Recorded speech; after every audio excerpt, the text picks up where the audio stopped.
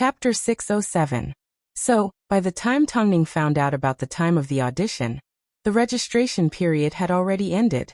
The registration period has already ended. Why haven't I received a reply from you? Longjie asked after waiting for Tongning to reply. Time? Tongning asked confusedly. I didn't see the time that you notified me. I clearly sent you a message, Longjie said before she sent a screenshot of the message to Tongning. I already told you yesterday. As Tongning picked up the phone, Hua Wenfeng was sitting in the living room watching the news.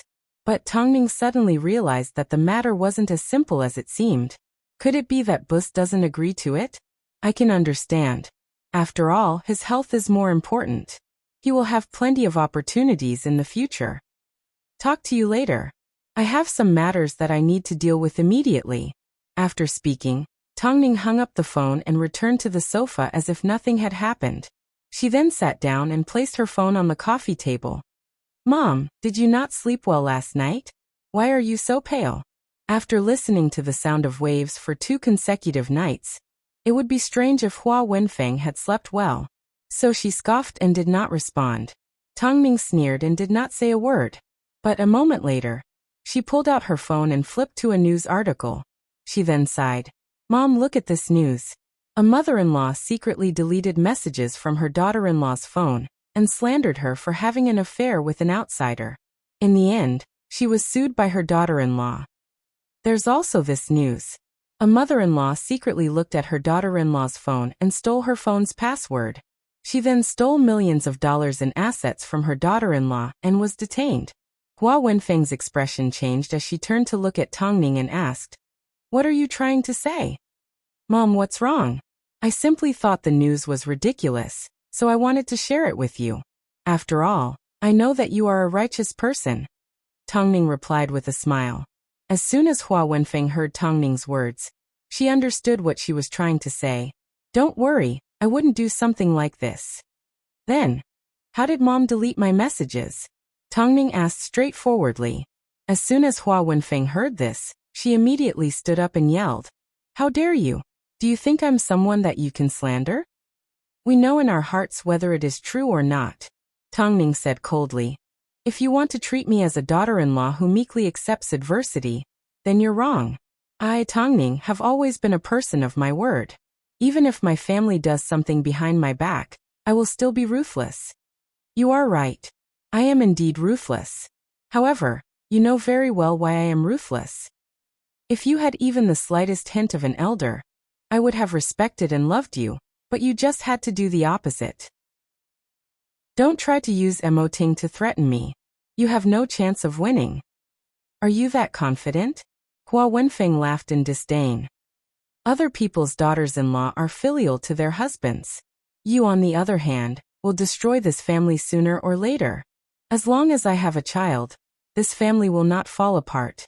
As for you, Madam Hua, don't say that I didn't warn you. Don't regret losing your son. But don't forget, he only has one mother, but he can have many wives. With Mo Ting's background, do you think he won't have any women? Tongning couldn't understand why Hua Wenfeng's mind was filled with so many old-fashioned thoughts. She had obviously lived overseas for many years. Just like that, the couple had a huge argument and parted on bad terms. However, Tongning forgot that Tang Jingxian was also in the house and had overheard the entire argument. Sis. Tang Jingxian stood in the doorway and looked at Tongning with a pained expression. In the past, Tongning had been tormented by Han Yufan. Would she have to face a mother-in-law like this for the rest of her life? I'm fine, Tongning replied calmly. Don't worry. Tell brother-in-law. In the end, Tongning decided not to tell Mo Ting. It wasn't because she sympathized with Hua Wenfeng, but because she didn't want Mo Ting to feel guilty and worry. Today, she had been too impatient and didn't have the patience she should have. But just because she didn't say anything, didn't mean Tang Jingxian wouldn't mention it to Mo Ting. After Tongning returned to her room, Tang Jingxian immediately gave Mo Ting a phone call. Brother-in-law. I just heard Sister 3 and Auntie arguing. I never imagined that Auntie's words would be so undignified and her actions would be so similar to Tang Xian's. Speak clearly. Mo Ting's expression suddenly darkened. Tang Jingxian had already planned to complain, so he explained everything that had happened in the living room to Mo Ting, including the words that Hua Wenfeng had said. After hearing this, Mo Ting was silent for a few seconds before he asked in a deep voice, "How is your sister feeling? How good can she be?" Mo Ting did not say a word as he hung up the phone. But at this moment, Lu Che could feel the unapproachable coldness emanating from Mo Ting's body. 7 p.m. Mo Ting returned home from work. Seeing Hua Wenfeng sitting in the living room drinking tea, he headed upstairs and said gently to Tong Ning, who was lying in bed, "Ning, get up and eat something before you go to sleep." Okay. Tong Ning got up in a daze. Under Mo Ting's care, they walked downstairs together. The couple sat down in front of Hua Wenfeng without a word. However, both Tong Ning and Hua Wenfeng had an unnatural expression on their faces. "It's hard for me to imagine that you gave birth to me." After quite some time, Mo Ting finally spoke. As soon as he spoke, Hua Wenfeng's body trembled. "It's also hard for me to imagine that you are an intellectual that specializes in biology." "Mom, you're wrong. For me, I only have one wife, but I can live without my mom." Mo Ting wrapped his arm around Tong Ning's shoulder. "If you insist on using your identity as my mother to bully her, then we can consider severing our mother-son relationship." Mo Ting wrapped his arm around Tong Ning's shoulder and spoke in a low and powerful voice, enunciating each word clearly. "If you insist on using your identity as my mother to bully her, then we can consider severing our mother-son relationship." "Mo Ting, how can you speak to your mom like that?" Hua Wenfeng glared at him. "What exactly did you learn abroad? Who taught you to treat your daughter-in-law like this? Or, all these years, I've actually not understood you at all." Hua Wenfeng's expression darkened as she looked away. "Humiliating your daughter-in-law?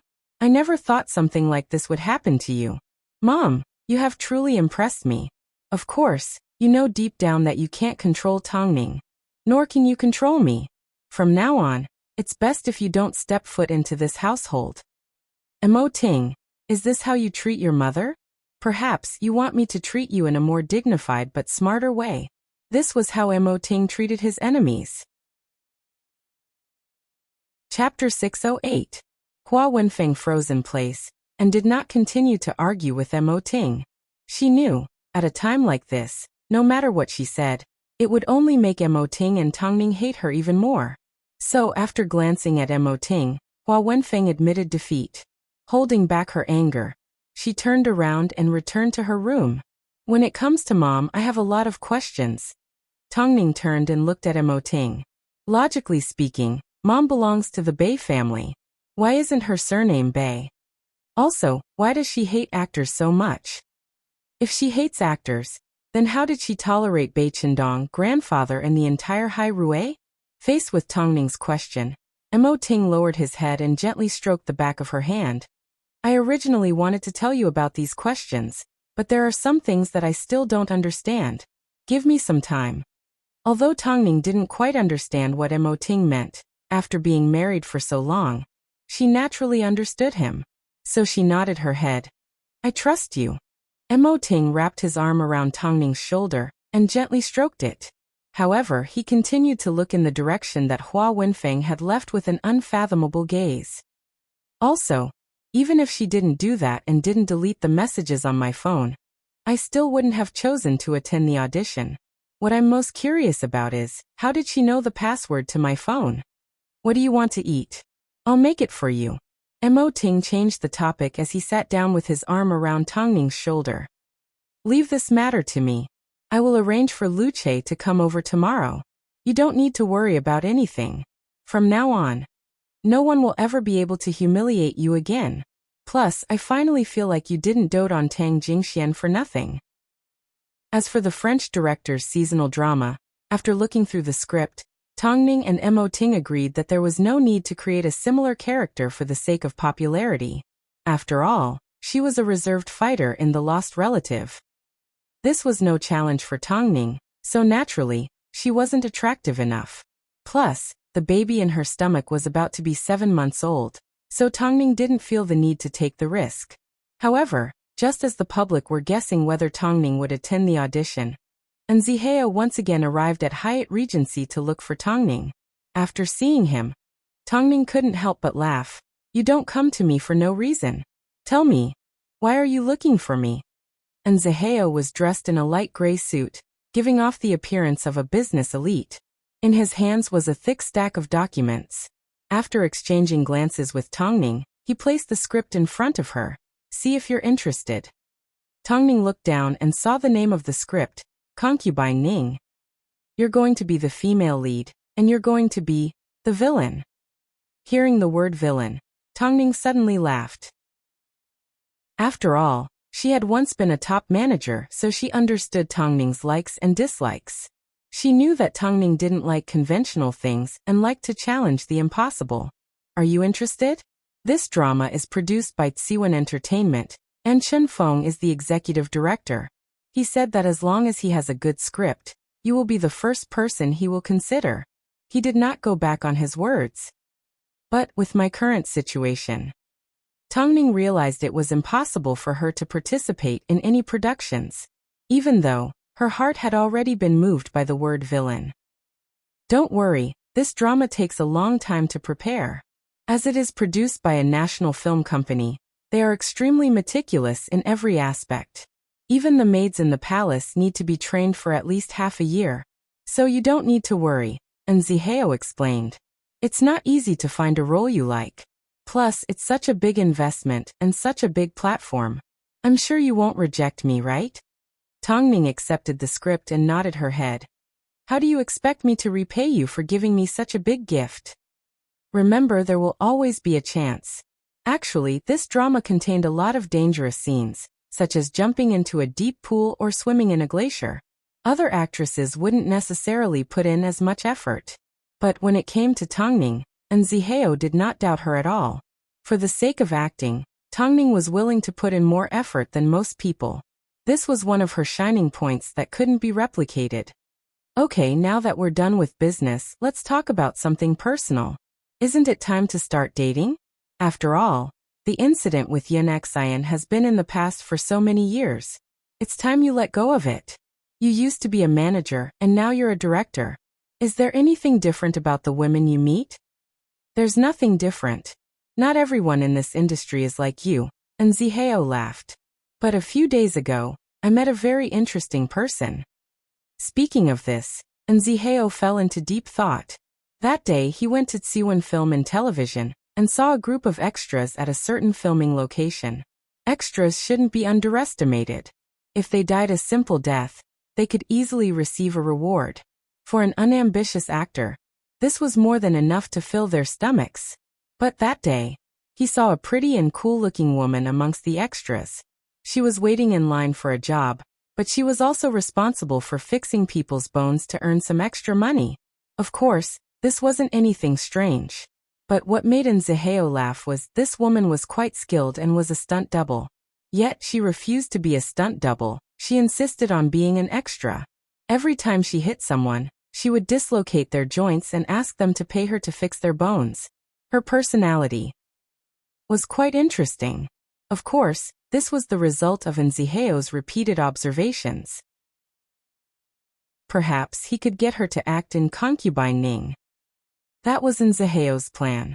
When he actually told old Master Chen Feng about his plan, the old man simply told him to look for the woman. Unfortunately, the woman who had been around a few days ago had already disappeared. After asking around, he found out that she had returned to being a stunt double.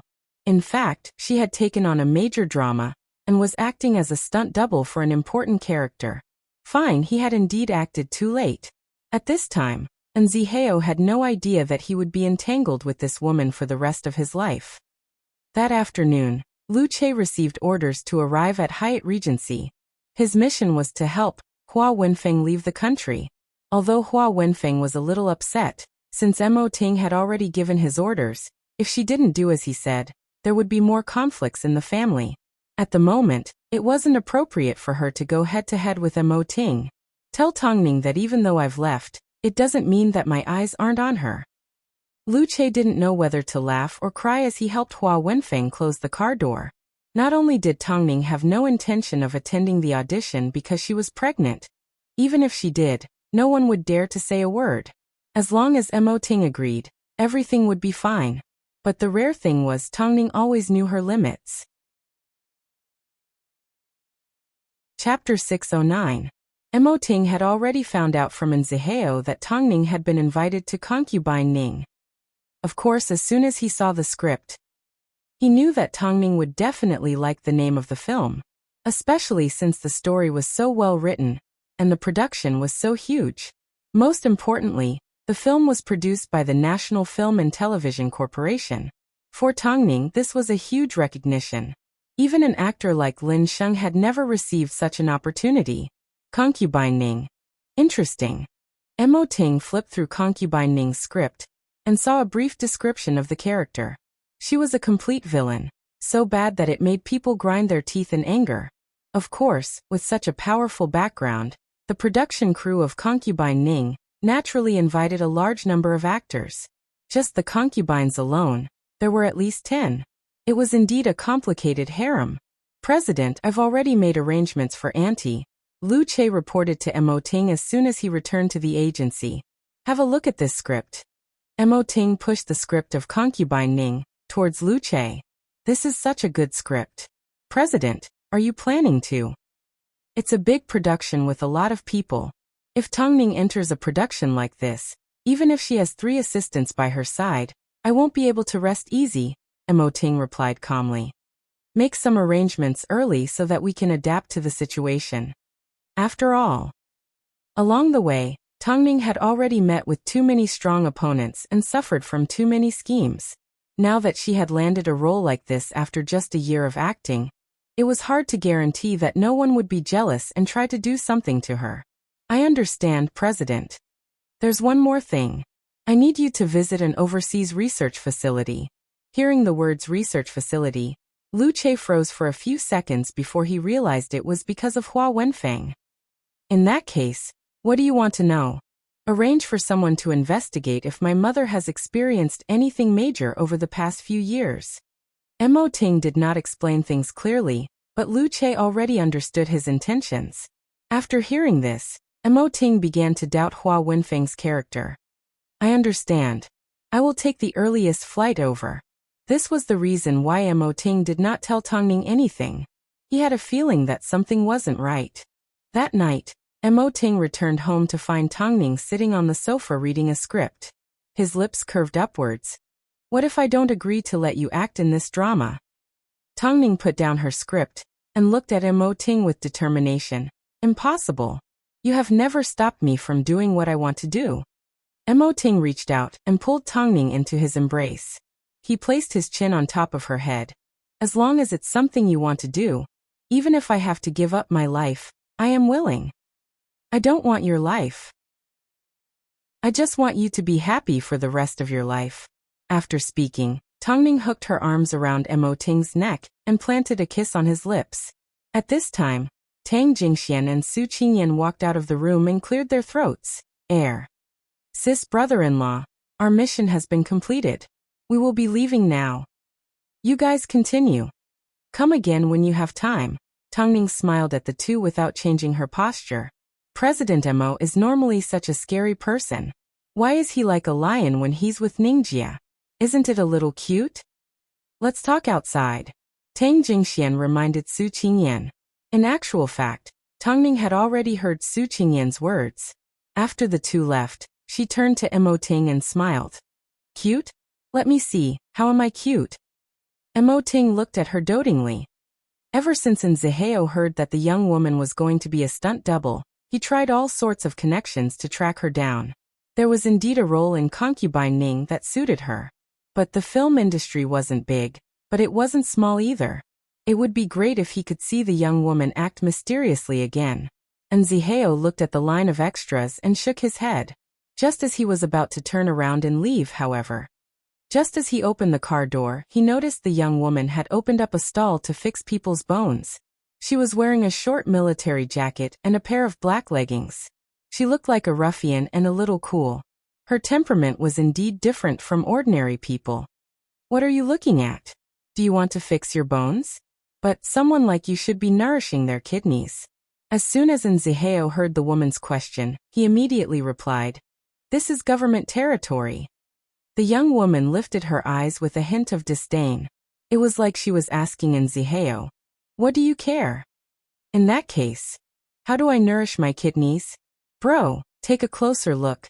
The young woman pointed to the words on the stall. The girl pointed at the words bone fixing on the stall and said to Nziheo, "I only fix bones, not kidneys. How about I cripple you first? Then we can do it again." "Your temper seems a little strange," the young woman replied as she rolled her eyes. "Why do you need to be so serious? Don't get in my way." Nziheo had no way of fighting back against a woman like her. It was impossible to guess what she would do next. Seeing that he hadn't left, the young woman asked straightforwardly, "Or do you want to chase me? I want you to act with me. I know you are a stunt double." "I'm not interested," the young woman waved her hand, pushing Nziheo away. "In that case, can you give me your contact details?" The young woman sighed as she looked at Nziheo like he was retarded. "Didn't you see that there is a QR code on the fix bones sign?" "I saw it, but it's a payment code," Nziheo explained. "Are you actually a scammer? I think I can call the police. Plus, this is government territory, you can use it as you please. If I call the police, I'm sure your stall will be destroyed. Most importantly." A loud bang was heard. Before Nziheo could finish his sentence, the young woman had punched him in the face before she turned and ran. Nziheo never knew that a woman could be this strong. "Mister, are you okay?" a passerby asked kindly as she saw Nziheo get hit. "Why did you provoke Xiaoyi? She grew up here and has a weird temper. Plus, she's an expert at swindling people. She may be a stunt double now, but she could be a fortune teller tomorrow and a drug dealer the day after." Actually, this child has had a hard life. Not long after her father came here as an extra, he went missing. At that time, she was only 6 years old and had no home to return to. She relied on the rice from hundreds of families to grow into the way she is now. Perhaps it's because she has been fighting with evil people since she was young. That's why she is willing to learn everything and be good at everything. Chapter 610. Is she going to be a fortune teller tomorrow? Nziheo couldn't hide his curiosity after hearing the passerby's words. After the passerby heard this, a look of surprise appeared on the passerby's face. It was obvious. She never expected that someone would want to provoke a female hooligan. Logically speaking, she prefers to fix people's broken bones because extra actors tend to get injured. The passerby said as he pointed to the stall in front of Nziheo. Nziheo nodded his head as he adjusted his tie and rubbed the spot where he had just been hit. He then left the filming location. Really, such an interesting girl. Even though he had already received a punch as soon as he arrived. Tongning did not attend the audition for the French director's film. As a result, the actors that were prepared to compete with Tongning all gave up in disappointment. In the end, the role ended up being given to a martial arts star. The film didn't have a lot of non-action scenes to begin with, so if there was an actor that was better at martial arts, they would be more willing to go with it. However, the French director had previously used Tongning's popularity to promote the film in Beijing. Although Tongning's popularity had increased along with her, in the end, Tongning did not even attend the audition. So it was easy for the public to assume that they had slipped out of the cast. In the end, the production crew announced to the public that they had chosen Tongning because she wasn't as suitable as the young actor that had been chosen, so they only chose the most suitable one. Since they had already chosen the actress, they naturally wanted to increase their popularity. So using Tongning to create hype was the best and fastest way to do so. There were all sorts of newcomers debuting in the entertainment industry every day, and countless actors and actresses experienced ups and downs. Some actors' lives were more exciting than their scripts, while others worked hard but remained unknown. After Hua Wenfeng moved out of the house, Tongning temporarily found some peace. However, this peace did not last for long. Hua Wenfeng had been invited to attend a lecture on new biology research. She was to talk about the latest research results to the medical school students. However, During the lecture, someone suddenly walked up to the podium and handed a notebook and pen to Hua Wenfeng. Professor Hua, we know you are Tongning's mother-in-law. Can you help us get an autograph? Professor Hua is lucky to have a superstar as a daughter-in-law. Hua Wenfeng's expression did not look good as she ignored the two. Professor Hua, please help us. The two slightly chubby female students handed over the pen and paper again. Hua Wenfeng glanced down at her autograph and pushed the pen and paper away. She then said to the two women, Tongning doesn't have anything worth asking for an autograph from you. You should keep the money you earn from chasing celebrities and buy better medical books. Professor Hua. She's just an actress. At most, she's just a sensationalist. So I hope that all of you will have a bright future. Don't go and entertain the public and embarrass yourselves. Hua Wenfeng's words were said in front of everyone. It was equivalent to telling everyone that she did not think highly of Tongning. Continue with your speech. Her words, whether to the public or to the media, reflected the truth. Tongning's relationship with her mother-in-law and daughter-in-law was terrible. As a result, the media immediately shifted their focus to the relationship between Tongning and Hua Wenfeng. As soon as Tongning heard the news, her expression was as cold as ice as the corners of her lips curved upwards. She had no idea that Hua Wenfeng would reveal such a private matter, because of a small grudge. The mother-in-law doesn't like her daughter-in-law. Hua Wenfeng did not like Tongning. As a result, a serious problem arose. As soon as the two women stepped out of Hyatt Regency, they were surrounded by a large group of reporters. Hua Wenfeng didn't know how to disguise herself, so she was surrounded by a group of reporters. But Tongning had plenty of ways to escape.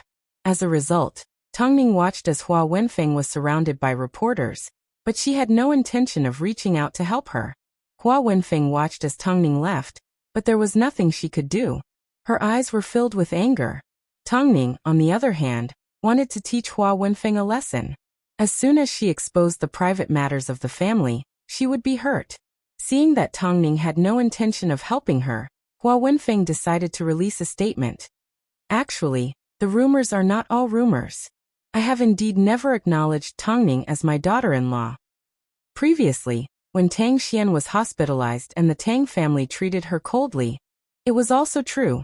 After Elder Tang took Tang Xian's child away, he completely abandoned her at the hospital. The most outrageous thing was, he even told Tang Xian, who was having a difficult labor, that if an accident happened, the Tang family would choose to protect the child and abandon the mother. As for Tongning, she is arrogant, vicious and condescending at home. If this is the celebrity that you guys like, then there's nothing I can do. Actually, I still have a lot of information that I haven't revealed. Hua Wenfeng had revealed information. In fact, it was explosive information. When it came to Tongning and Mo Ting, no one had more right to speak than she did.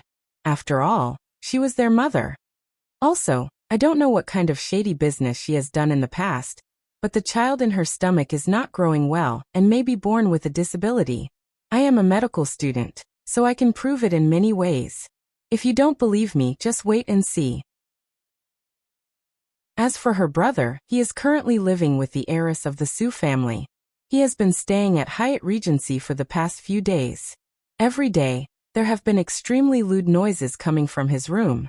It's quite unpleasant to listen to. President, what should we do? We try to suppress the news, but it keeps resurfacing. Right now, people are suspecting that Hai Rui has spent money to remove the search rankings. Lu Che looked at the information with a serious expression on his face. This time, Hua Wenfeng had crossed the line to the point where Lu Che had no idea how to deal with the situation. After all, she was Mo Ting's mother. Mo Ting looked at the information and threw it into the air. He had never seen a mother like this. He had never seen a mother like Hua Wenfeng. Let me think about it. Mo Ting did not say a word. To be exact, he spent the entire day in his office without saying a single word to anyone.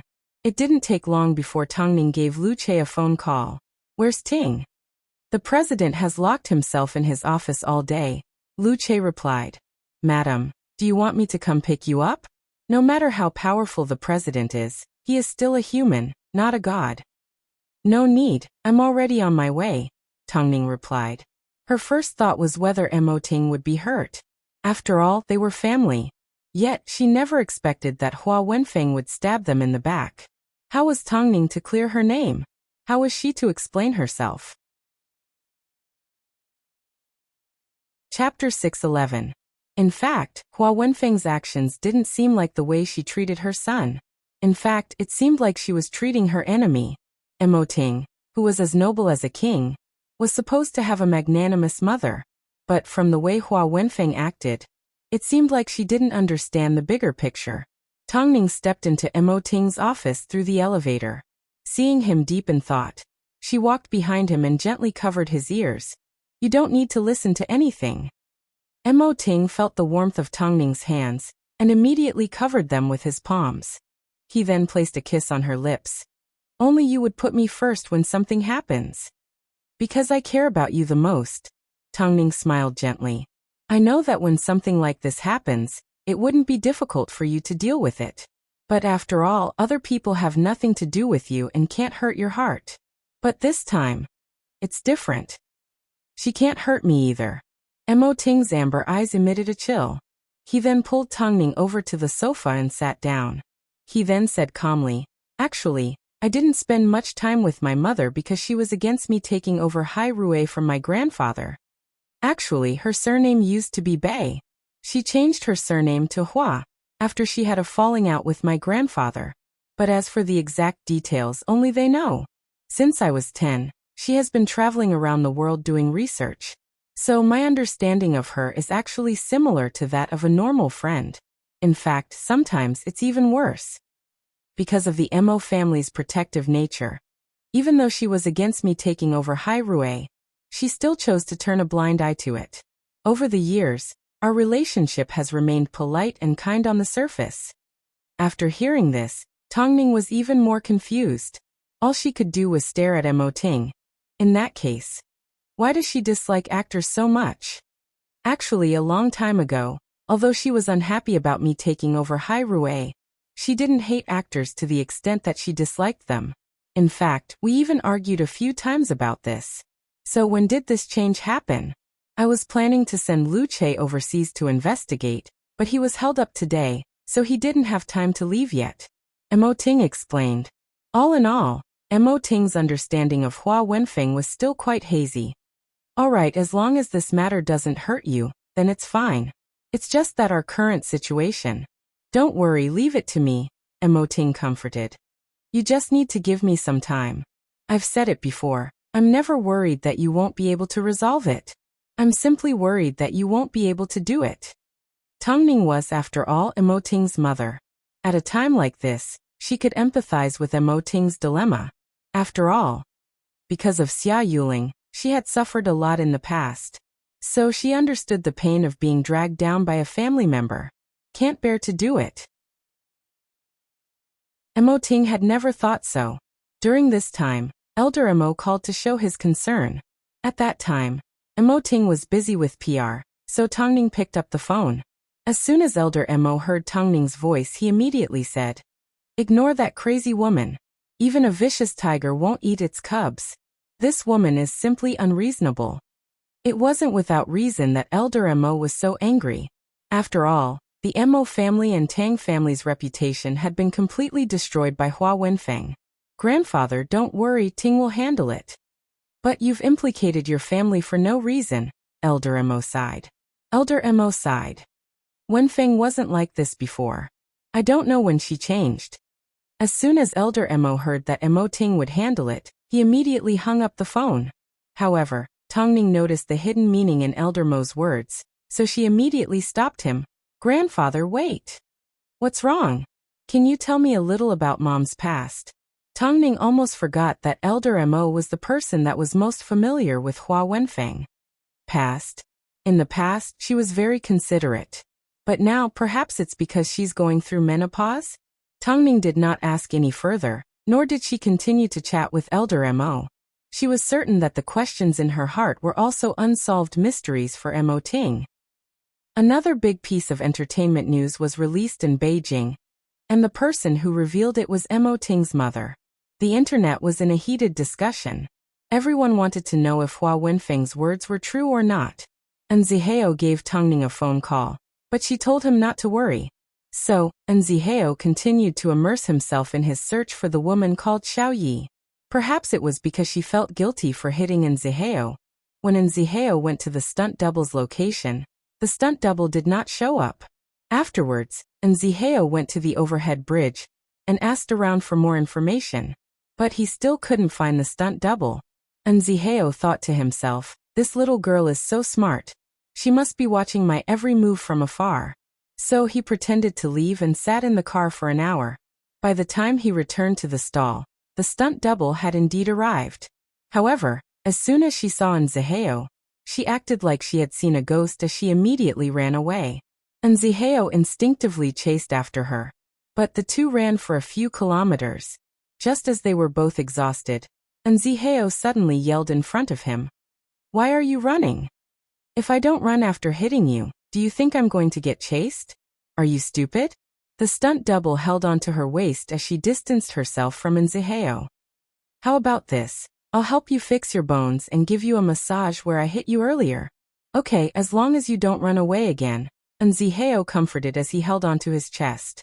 In that case, let's find a place to sit down peacefully? The stunt double asked cautiously. Okay. The two agreed to return to the stall. But just as Zihao sat down, the stunt double threw a slap at him. This time it was not a slap to his face but to his neck. As soon as Zihao fell to the ground, the stunt double immediately pushed the stall away and ran away. A moment later, another passerby helped Zihao up. Young man, I told you not to provoke Xiao Yi. Why didn't you listen? Perhaps Auntie knows where she lives? The auntie looked at Zihao in shock as she stuttered. What are you planning to do? Of course, he was going to do what he had to do. He had been hit by the same woman twice. If he didn't find the little brat, he wasn't going to give up. Zihao couldn't be bothered talking to the woman as he pulled out his wallet. As soon as the woman saw Zihao's sincerity, she immediately sold Xiao Yi out. Of course, Zihao had no idea that this step he had taken was enough to change his life. Chapter 6:12. Zihao searched for the address. But even after ringing the doorbell until it broke, there was no response. At this time Zihao heard footsteps. He turned around and saw the little brat holding onto a woman wearing a face mask. The little brat obviously noticed him as well. So she left the old woman and ran off. This time, Zihao did not chase after her. Instead, he directly threatened the little brat. Hey brat, are you going to ignore her? The little brat turned around and said to the old woman, Mom, you deal with her yourself. In the end, she really did ignore her. Zihao finally witnessed how wild the little brat was. At this time the old woman laughed. Sir, I'm sorry. Has my daughter caused you any trouble? Zihao looked at the old woman in detail and realized she didn't seem to be wearing a face mask on purpose. Her face was covered in uneven scars. Young man, have you seen the scars on my face? Aha. Zihao nodded. They were burned over 10 years ago. The old woman lifted her head and looked at Zihao seriously. But a few seconds later, she suddenly became excited. You are the young man that won the Best Newcomer Director Award? Auntie watched the TV too. Zihao nodded his head, admitting his identity. I'm here to ask your daughter to act. Because her father had a dream of acting, he never came back, the old woman sighed. The old woman sighed. Afterwards, she seemed to have thought of something else as she asked with a stutter. Is the incident with the CEO of Hairue true? A lot of people have been talking about it recently. Of course not. Zihao replied. The couple was betrayed by their own mother. They were unlucky to have a mother like that. The old woman's expression changed a little, but she did not say another word. She simply said to Zihao, Young man, my Xiaoxing has been wild since she was young, so I can't control her. Whether you want to ask her to act or anything else, I hope you won't hurt her. After speaking, the old woman pushed open the metal door that Zihao had just knocked on. From the looks of it, the villa that the couple lived in wasn't bad at all.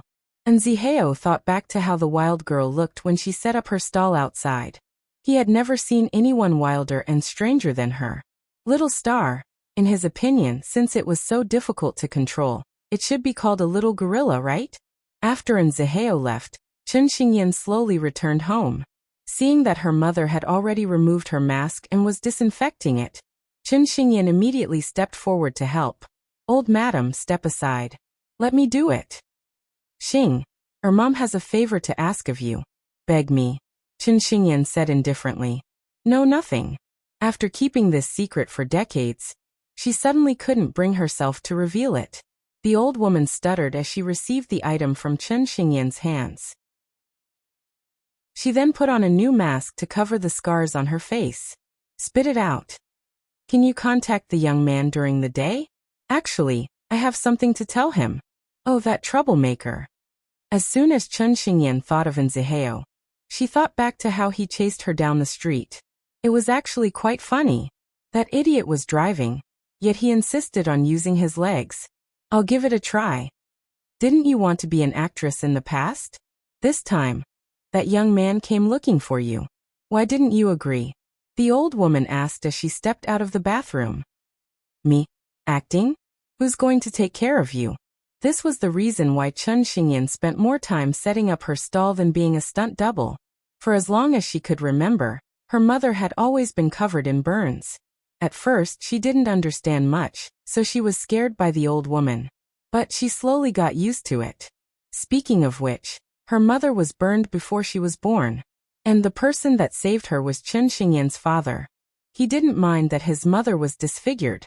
Instead, he took good care of her until Chen Xingyan went missing when she was 6 to 7 years old. Mom doesn't need anyone to take care of her.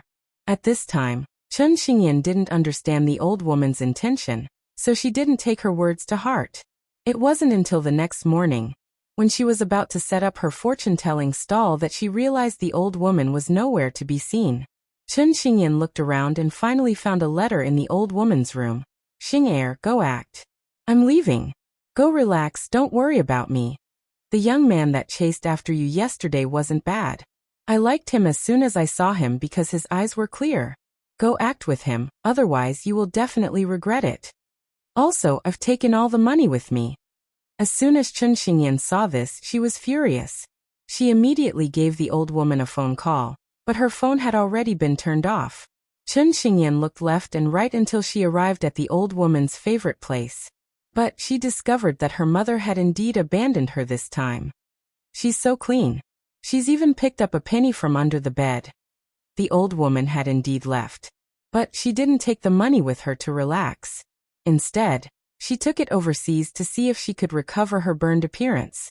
Of course, she didn't do it on a whim, nor did she do it to become beautiful. She did it for Chen Xingyan, and for Emoting. Especially after seeing Hua Wenfeng's scandal. She wondered if she had gone crazy. How could she treat Emoting in such a way? How could Hua Wenfeng treat her son in such a way? In the past, because Emoting had someone to take care of and she had a new family, she had no intention of disrupting the peace between the two families. But Hua Wenfeng had finally revealed her true colors. How could she tolerate the way she had bullied Emoting? He had been betrayed by his own mother. As soon as she heard these words from Zihao's mouth, her heart felt like it was being stabbed by a knife. No one knew what she had experienced during the fire. All she knew was, even though she couldn't stay by Emoting's side for so many years, she still paid close attention to her son. She watched as Emoting grew stronger step by step, especially after Emoting announced his marriage, and that he was about to become a father. Her excitement was beyond words. She also liked Tongning.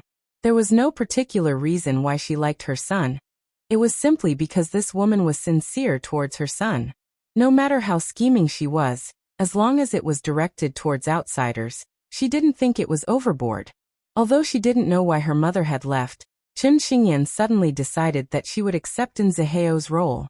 However, by this time, Zihao had already received word from director Chen Feng that a suitable candidate had already been found for Chen Xingyan's role.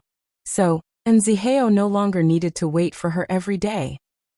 Sometimes things were just so coincidental. But Nziheo's paths should have never crossed again. But as he passed by the film studio, he still took note of the bone-setting stall. Chapter 6:13. The stall was no longer there. Nziheo did not see Chen Xingyan either. Forget it. Nziheo couldn't help but laugh. She was such an interesting child. Since she didn't deserve to be tied down, there was no need to force her. Since she didn't like being an actress, there was no need to force her. Father Mo returned just in time. While the entire world was discussing the Mo family scandal, as soon as Father Mo stepped out of the airport, he saw all the major entertainment news. They were all reporting on Hua Wenfeng's scandal regarding Mo Ting, Hai Rui, the Tang family and Tongning. Scandals. After boarding his car, Mo Ting immediately gave his father a phone call. "What's going on in the news?" "Mom exposed it." Mo Ting replied coldly. "I just want to know why Wenfeng exposed it. Did you guys offend her?" Father Mo questioned Mo Ting like he was worried about his wife. The only reason he did not take over Hai Rui was because he was worried about being together with Hua Wenfeng. So he decided to focus on biological research with her. Of course, when it came to protecting her, Father Mo's protection of Hua Wenfeng was shocking. On the other side of the phone, Mo Ting did not respond. After quite some time, he finally said calmly, "Mom was unhappy with my wife. To vent her anger, she released fake information to the media." "I don't believe you. I didn't ask you to believe me, but this is the truth." Mo Ting's voice once again turned cold. This made Father Mo realize that Mo Ting was no longer the Mo Ting that hid in fear. He was now the ruler of an area and the king of the entertainment industry. In terms of presence, he was no less imposing than his father. "Fine, even if it's true, as a son, can't you be a little more forgiving?" "Forgiving what?" Mo Ting asked. "You take good care of your wife and I take good care of my wife. This is human nature." Mo Ting. "If there's nothing else, father, I'm going to hang up," Mo Ting said straightforwardly. He no longer had any desire to continue the conversation with Father Mo. As a husband, you fulfilled your responsibilities. But what about as a father? That. Mo Ting did not wait for Father Mo's response as he hung up the phone and placed it to the side. It was like he had just picked up a phone call from an insignificant person. What was once thought to be a harmonious family was actually just a balance of power, and no conflicts had occurred. But now, Tongning had appeared out of nowhere and completely disobeyed the rules of the family. She had angered Hua Wenfeng. According to Ms. Hua, in private, Tongning is extremely arrogant and doesn't put anyone in her eyes. On multiple occasions, she has even used President Mo's position to gain benefits for herself. Most shockingly, it is said that Tongning used to have a rotten lifestyle, so the child in her stomach may be at risk of becoming disabled. This is perhaps the most serious incident that has happened since Tongning announced her comeback. This is because the person that exposed her was her mother-in-law, the mother of Hai Rui's President Mo. From this, it can be seen how bad their relationship is in private. Bullshit. Long Jie was worried that Tongning would be in a bad mood, so she stayed at Hyatt Regency to keep her company. "I never thought boss would have such a brainless mother." Long Jie. "Is it wrong to tell the truth?" Long Jie asked angrily. "I really don't understand that woman's train of thought. Even if she can't accept you, she wouldn't go so far as to say something like this. Does she not care about her own dignity?" Seeing Long Jie's righteous anger, Tongning couldn't help but laugh. Every family has its own problems. Honestly, although I've seen people tear each other apart in the entertainment industry, I had never encountered it before. I even thought we were a family, so I thought there was no need to make things so ugly. But now that I've actually encountered it, I've realized that some people can't be tolerated just because you want to. Compared to you, I am considered lucky. Although I haven't had a child in a long time, my mother-in-law has always been pleasant and has never said anything bad about me. How does President Mo plan to deal with this matter? He seems to be in a bit of a dilemma. After speaking, Tongning picked up her glass of milk and said to Long Jie with a deeper meaning, "He has never been the type to suffer a loss, especially since he is trying to make me suffer a loss." Of course, there was no way Hai Rui would step out and clarify things. If they were suspected of bullying her mother, it wouldn't do Tongning any good. In fact, it would deepen the public's misunderstanding of her. So they could only guide the situation from the sidelines and slowly remind the public of what kind of person Tongning was. However, no one expected that the first person to step out and speak up for Tongning would be her. Arrogant? Perhaps a little. After all, she was willing to forgive an enemy like me that almost caused the death of me and her baby. Yet, someone said she was arrogant? That must be it. As long as you guys are happy. Yangshi. This person was Yangshi. The Yangshi that Tongning had rescued from the depths of hell. Tongning had once said that rather than taking revenge on her, she would rather do her a favor because she would remember it and know how to repay it. And now it was time for her to repay it. Ah, Tongning, I've finally gotten my chance to hit you when you're down. Yangshi looked at the camera and smiled. I told you, you've been standing in the way of too many people. You deserve to admit defeat. Actually, I have a lot of things that I can accuse Tongning of. But let's put my revelations aside for now. Let's talk about the problems that Ms. Hua has raised. The first option is to take advantage of Mo Ting's position. I'm sure everyone already knows whether or not Tongning has the ability, and whether or not she needs someone to back her up. With Tongning's intelligence, if she needed to take advantage of others, she would not be in her current position. Over the past 2 years, she has gone from being an outdated model to where she is today. Even when she received an award, she still had to act to prove her abilities. Isn't this enough to explain everything? Let's talk about how Tongning's life is messed up. I'm quite confused by this. Others may not be brave enough to say this, but I'm no longer a part of the industry, so it doesn't matter anymore. Tongning has never participated in any social events, so how could she possibly be messed up?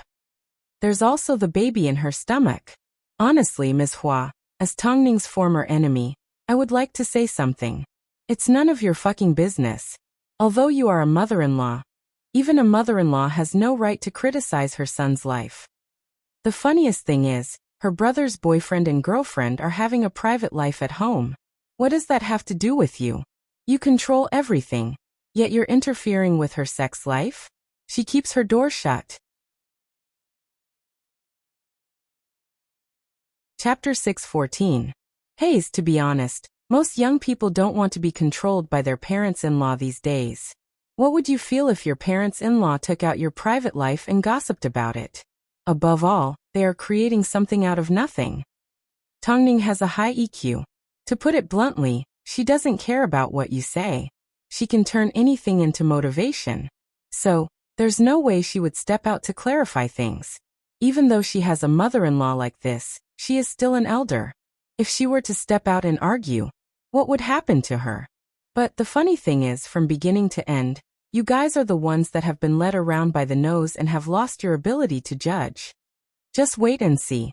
Time will always clarify everything. I am someone that has been taught a lesson by Tongning. I'm sure you guys have also been slapped in the face by her. I am Yangshi, a former enemy of Tongning. In order to return a favor, I would like to say a few words of truth. The video that Yangshi released was a 2-minute-long video. This was her current condition. She couldn't hold a press conference because she no longer had the ability or influence to do so. But she could still say a few words for Tongning. This was the first person to step out and speak up for Tongning. Of course, she was also a former enemy. For the sake of the Fei Tian Newcomer Award, the two of them had even fought to the death. But at a time like this, when Tongning was in a difficult situation, the first person to speak up for her was actually her.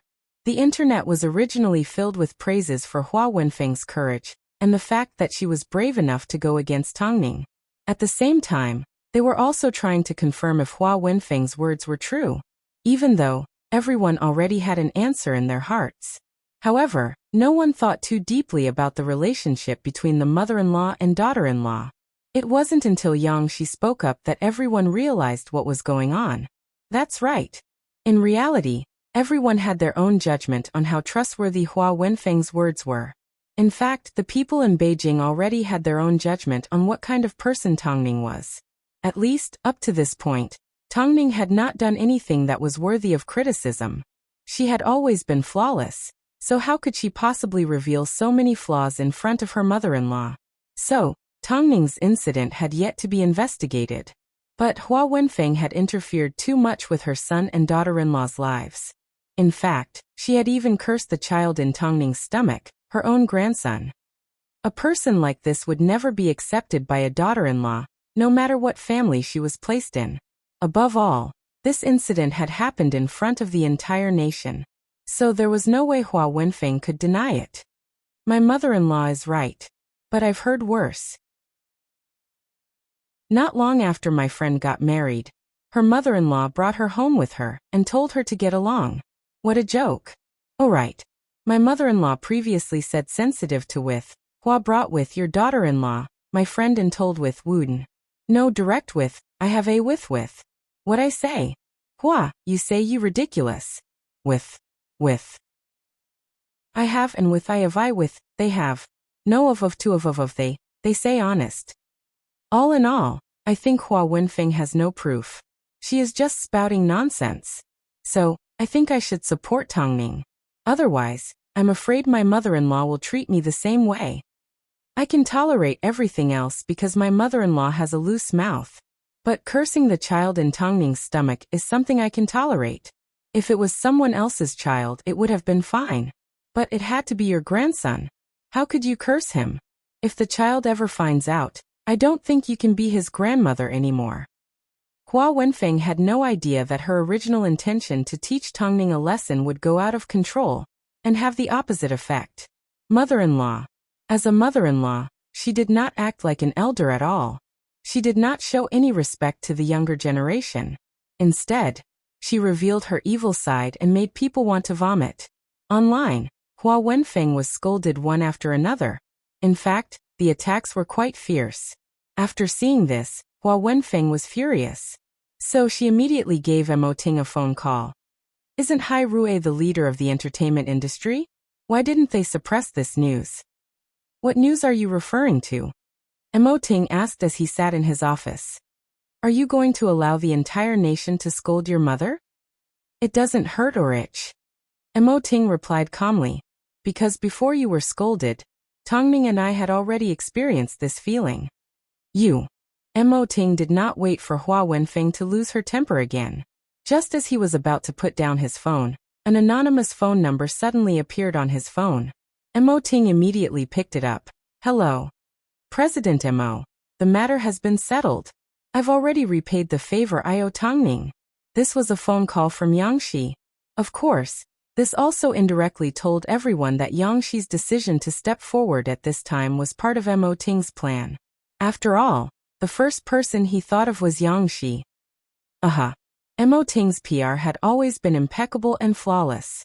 Even when faced with such a difficult problem, he was always able to find a breakthrough point and solve it in one move. It had already been 3 days since Nziheo last saw Chen Xingyan at the film studio. Could it be that this brat wasn't fixing her bones anymore and had changed her mind? Regarding this, Nziheo felt it was a pity, but there was nothing he could do. However, when he bumped into director Chen Feng, he noticed a tiny figure standing in front of him. He was so surprised that his eyes almost popped out of their sockets. Director, and something interesting happened. This little girl volunteered to be a stunt double. Look at her small frame and her arms and legs. Do you think she has the ability? Nziheo couldn't help but laugh, but he did not respond. He simply walked over to Director Chen Feng and said, Director Chen, I previously recommended this woman to you, but she kept rejecting me. She said she didn't want to act. I'm sure we don't lack an actress. After hearing this, Chen Feng immediately laughed. So it's her? Yes. Chen Xingyan, you heard it. We don't need an actress anymore. Nziheo said to Chen Xingyan after receiving Chen Feng's reply. You can go home now. Chen Xingyan glared at Nziheo. After quite some time, she finally said, You won't be able to find a better stunt double than me. If you don't believe me, you can give it a try. Huh? Nziheo raised an eyebrow in doubt. How are you going to prove it? Chapter 6:15. Because I can fight and I'm not afraid of fighting. In the entertainment industry, Being a stunt double had always been a difficult task. And stunt doubles were the most dangerous. Not only were they the most dangerous, they never had the chance to show their face, and the chances of becoming famous were next to nothing. The industry often heard of stunt doubles getting injured. In the best cases, they were crippled, and in the worst cases, they lost their lives. But the pay they received was not even 1,000th of what they received as a celebrity. Hearing Chen Xingyan's words, and Zihao couldn't help but walk over to her and ask in a condescending manner, "Have you bought insurance for your entire body?" "No." "Then how dare you be so brave?" Chen Xingyan pushed Zihao away and scoffed, "When I was a stunt double, I didn't even know where you were." "Little brat, you sure are arrogant." "I've been a stunt double since I was 7, Chen Xingyan said coolly. "Plus, you are so strange. A few days ago, you kept pestering me to act. Now that I'm here, you're making things difficult for me. I only asked you to act and show your face. You should leave a stunt double to someone else. Look at you, you can't even lift anything with your shoulders or your hands yet." Before Zihao could finish his sentence, Chen Xingyan grabbed onto his shoulder and threw him over her shoulder. Her movements were clean and smooth as she did it all in one go. Chen Feng was shocked by Chen Xingyan's actions, but he couldn't help but admire the explosive strength of such a small figure. "Are you going to take me in?" Chen Xingyan asked as she held onto Zihao. "Let me ask you, do you really want to be a stunt double?" Zihao asked as he slammed his hand on the floor. "I will be a stunt double." Because she could only be a stunt double. As soon as she showed her face, her body would immediately stiffen up and her hands and feet would move nervously. So, she would rather be an unknown stunt double. "Up to you." And Zihao couldn't convince her. He wasn't familiar with her, so how could he influence her decision? "Since you want to be a stunt double, what's the point of beating me? If you can beat the martial arts expert we have prepared, we can consider you as the female lead stunt double." "No, the female lead doesn't need a stunt double." Why? Everyone knew that Tongning didn't need a stunt double. No matter how difficult a move was, she would always do it herself. "So we can consider you as the stunt double for the second female lead." After hearing Zihao's words, Chen Xingyan finally loosened her grip and stood up. She then asked Director Chen Feng, "Where are those people?" "Xiao Hachi, get the stunt doubles out here." Chen Xingyan originally thought that as long as she defeated these people, she would be able to land the role of a stunt double. But she never expected that Zihao would record everything on camera. "Isn't it just fighting?" Chen Xingyan looked at Zihao and asked. "You've been a stunt double for so many years and you don't even know how to move. No matter how well you play, if you're not in front of the camera, it's a waste of energy. Aren't you afraid of nothing? Come now." Chen Xingyan could vaguely sense Zihao's revenge, so she made a disdainful gesture towards him. Zihao gave a calm smile as he watched Chen Xingyan take on 2 people on set. "Let's start." The other 2 stunt doubles were trained in martial arts. They were both trained by famous martial artists. As for her, Chen Xingyan stood opposite the 2 and glanced at Zihao's camera. Her expression was obviously unnatural and a little nervous. But a moment later, she closed her eyes. "The 2 of you can come at me together. I'll use only one pair of eyes." Zihao had already noticed Chen Xingyan's stiff expression in front of the camera. What did she mean by giving him a pair of eyes? She simply wanted to avoid the camera in order to display her skills. Did she really think she was righteous and generous? But she was just trying to show off in front of an expert. "Open your eyes. If, and I say if, the camera makes a mistake and we see that our stunt double is blind, wouldn't it be detrimental to the quality of the film?" Chen Feng sat to one side, not knowing whether to laugh or cry at Zihao's words. "If you can't face the camera, then leave. No wonder you haven't gained any experience after being a stunt double for so many years." Zihao's words were a little overboard, so Chen Xingyan obviously couldn't handle the provocation. However, Chen Xingyan did not fight with the 2 stunt doubles. Instead, she pounced on Zihao, pressed him to the ground and rode on top of him. "You are a pervert that loves to cause trouble." The scene suddenly became chaotic. Director Chen Feng decided to close his eyes. The way the 2 stunt doubles were lying on the ground was too embarrassing. A stunt double is also an actor. If an actor can't face the camera, then why would the crew need you? Do you think you are a big shot that the entire crew has to accommodate you? If you can't face the camera, then leave. There's no point in riding on top of me. I don't care how your previous crew used you. But now that you're on our set, you can't afford to make any mistakes. Hayes. Director Chen Feng couldn't help but tell Nziheo not to be so harsh with his words. I'm really good at fighting. But if she had to face the camera, she... After saying this, Chen Xingyan stood up from Nziheo's body with a slightly disappointed expression. Even if this place doesn't want me, there will always be a place for me. As Nziheo watched Chen Xingyan leave, he quickly stood up. However, at that moment, his trousers almost fell to the ground. His Gucci belt had been stolen by Chen Xingyan without him noticing. Hey, why are you so harsh on her? Chen Feng couldn't help but ask. Although Nziheo had almost embarrassed himself, when he thought about Chen Xingyan's mother, he felt that there was no need for Chen Xingyan to end up like that. So he decided to let her back off. Hey Nziheo, if you want to cherish her life, then you should take her under your wing and train her properly. According to her personality, do you think she wouldn't look for another production team? Other production teams aren't as humane as us. After hearing Elder Chen Feng's reminder, Nziheo suddenly realized that the little brat was like a demon incarnate. So he immediately chased after her, only to find Chen Xingyan leaving on a motorcycle. A motorcycle? In fact, it was a heavy machine.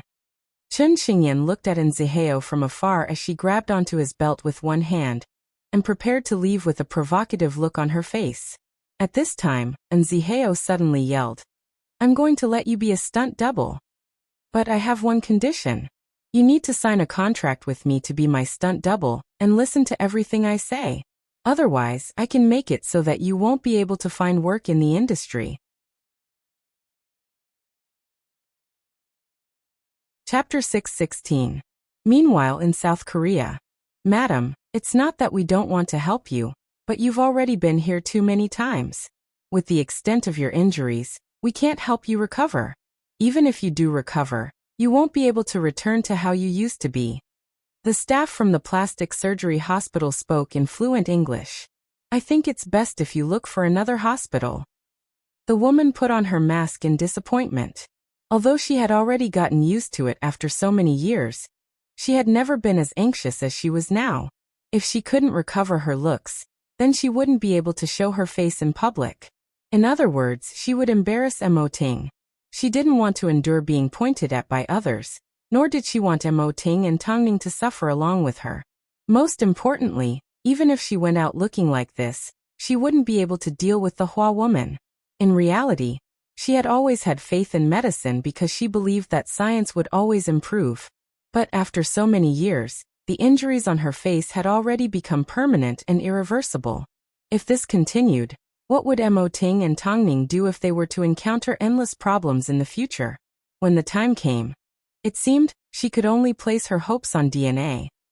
Not only did Hua Wenfeng's exposure not hurt Tang Ning, it actually caused her to sink deeper and deeper.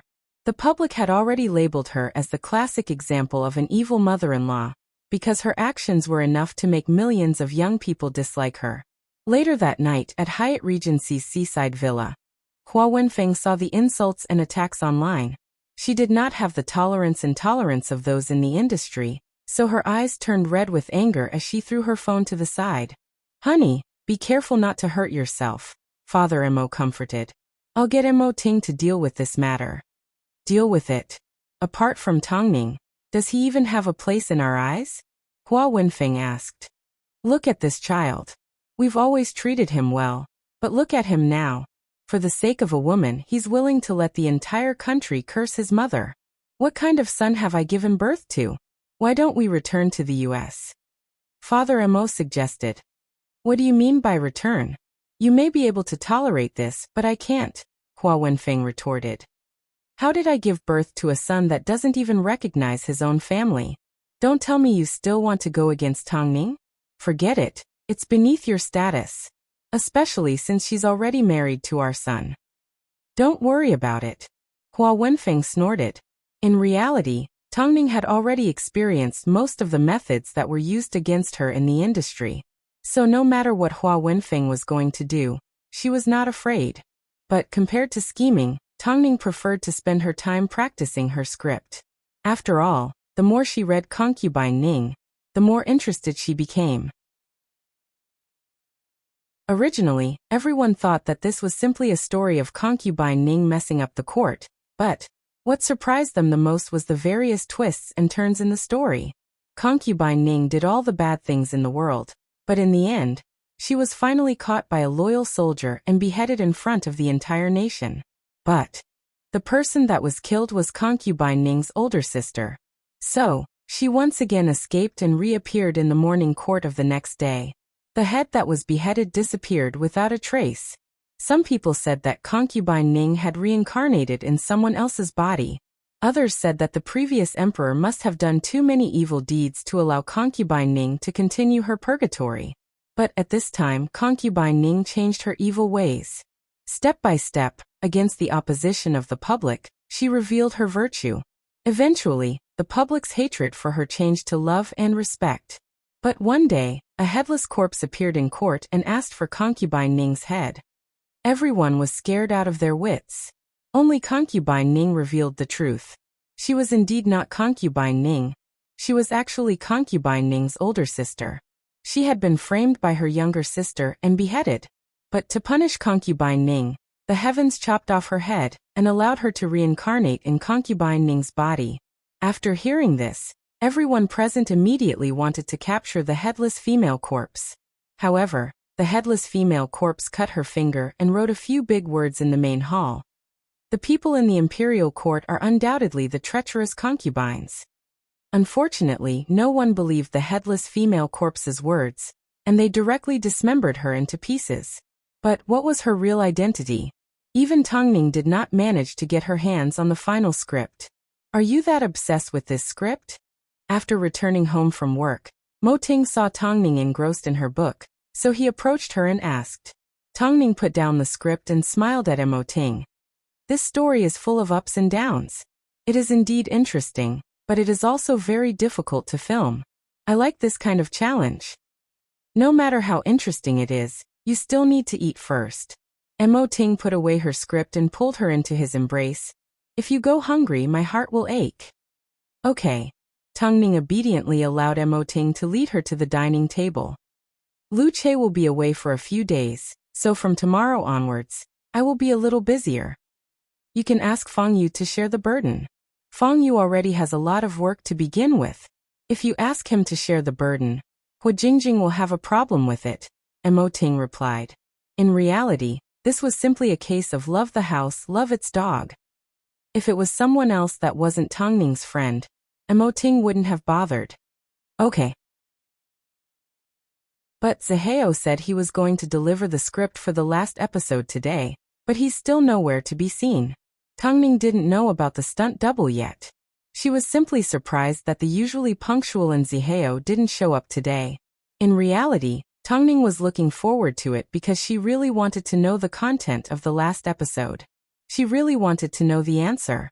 Of course, she had no idea how big of a change Chen Xingyan's appearance would bring to them. In the end, the stunt double couldn't resist Zihao's temptation as she obediently stepped off the motorcycle. Why did you sign a stunt double for no reason? Is there something wrong with your brain? Chen Xingyan was especially cautious of Zihao because of this. Is this the unspoken rules? Let me tell you, I've seen a lot of dirty things in the industry. I sell my art, not my body. Zihao snatched the belt from her hands and scoffed. You? I haven't even touched a hair on your body yet, and I'm already sprawled all over the floor. No matter how tired I am of life, I don't want to die. Plus, you're an old fox in the industry. Why are you acting in front of me? If I'm going to be blunt, with your body, I don't need to take the risk of breaking the rules. Then, why did you sign me? To serve the people so that they won't be tricked by you. Zihao humphed. In reality, Zihao had no idea that he had actually done a good deed. Chapter 617. Over the past few days, Hua Wenfeng had been furious. On one hand, She was furious at the violence of the internet. On the other hand, she was furious at Mo Ting for ignoring her. No matter what, she was still Mo Ting's mother. But from the looks of it, her place in Mo Ting's heart wasn't even comparable to an actress. How could someone that had been a mother for over 10 years accept this? You're a high-level intellectual after all. Why are you bickering with an actor? It wouldn't matter if it was someone else, but look at how amazing this performer is. If I really let her go, I don't know how the Mo family will be plotted against by her. Hua Wenfeng said as she glared at Father Mo. Don't be an actor. After all, your son owns an entertainment company. Speaking of which, I really regret my decision to object to Mo Ting marrying a model. If I hadn't objected, things wouldn't have gotten out of hand today, Hua Wenfeng said as she turned to Father Mo. Did you know? The professor said that the child in her womb is a daughter? What's wrong with my daughter? Father Mo couldn't understand what she meant. It's fine if it's a son, but if it's a daughter and she doesn't learn from her mother, what should we do? I don't want such a granddaughter. Do you think you can stop the child from being born? Hua Wenfeng did not continue to discuss the matter with Father Mo. Instead, she gave Mo Ting a phone call, shouting, "The other day I took Xiaoning to see the professor. The professor told me that Xiaoning is pregnant with a daughter. But I remember you like sons, right? Get straight to the point. Also, don't call me Xiaoning. That's not for you to do. Don't make me sick." The professor also said that this child might be born with a serious illness. I didn't know that Professor Li had such a prophetic ability. Ms. Hua, I will only give you one warning. Don't try to scheme against my child otherwise. Otherwise what? Hua Wenfeng asked. It won't end well, Mo Ting said before he hung up the phone. He never imagined that Hua Wenfeng would do something like this and say something like this. After all, she was just one step away from saying, "Tell Tongning to abort the child." What was she thinking? Had she never considered that the child growing in Tongning's stomach would also be her grandson? Of course, Mo Ting did not take Hua Wenfeng seriously, so he continued to work. At this time he received a phone call from Lu Che, president. Are there any clues? Mo Ting immediately asked. I've gone to the research institute. Everything is normal. If something big really happened, there's no way Uncle wouldn't tell you. So, I think you're overthinking it. Moreover, this kind of thing sounds really unimaginable. Unimaginable? Mo Ting's lips curved upwards slightly. The absurdity of the real world was far greater than the creation of various works. Modern people had seen even more unimaginable things. So he didn't think that his idea was wild. Perhaps, there was someone who could give him an answer to this matter. So Mo Ting gave Bei Chendong a phone call. And the person who picked up the phone was Han Xiner. President Mo, please wait a moment. Brother Dong is filming. Or should I ask him to call you back? At this time, Bei Chendong finished filming and approached Han Xiner. Who was on the phone? Do you need to be so respectful? It's President Mo. Give it to me. Bei Chendong removed his mask and grabbed the phone impatiently. What is it? I want to know why my mother changed her surname back then. Mo Ting asked straightforwardly. What a joke. As her son, you don't know the answer. Why are you asking me? Bei Chendong scoffed. A moment later his eyes lit up. It happened over 10 years ago. At that time, I was only 15 to 16. My auntie suddenly returned and said she wanted to change her surname. Grandfather didn't agree, so the two of them had a falling out. In the end, my auntie still changed her surname willfully. So you should ask Grandpa about the details of this matter. But I do remember my auntie saying that she hated actors. Mo Ting did not ask any further as he hung up the phone. He remembered that although Hua Wenfeng didn't like him taking over Hai Rue in the past, she didn't say anything. Nor did she have such a deep prejudice against actors. So, what happened to make Hua Wenfeng suddenly hate actors so much? Mo Ting suddenly had a lot of questions in his mind. Mo Ting put down his phone and prepared to return home. But a moment later, he received another phone call from Lu Che. President, I just found out from an old researcher that before Uncle and Auntie joined Ocean Times Science and Technology Research Institute, they had previously worked at another research institute. According to his recollection, That research institute seemed to have caught on fire, but Uncle and Auntie were fine, so no one mentioned it. Investigate the fire in detail, Mo Ting instructed. Okay. After hanging up the phone, Mo Ting left Hairue and headed over to the villa where Father Mo and Hua Wenfeng lived without notifying his wife. Although they were father and son, Father Mo was quite surprised that Mo Ting would visit them at a time like this because of the recent news and other unpleasant incidents. The relationship between father and son was obviously broken and estranged, so it was quite awkward. Of course, this was his property, so Mo Ting did not need to be polite. He directly entered the living room and sat down on the sofa. I want to know about the fire at the Carter Biological Research Institute. How did you know about this? Father Mo was even more surprised. I've never told anyone about this. You simply need to tell me what happened.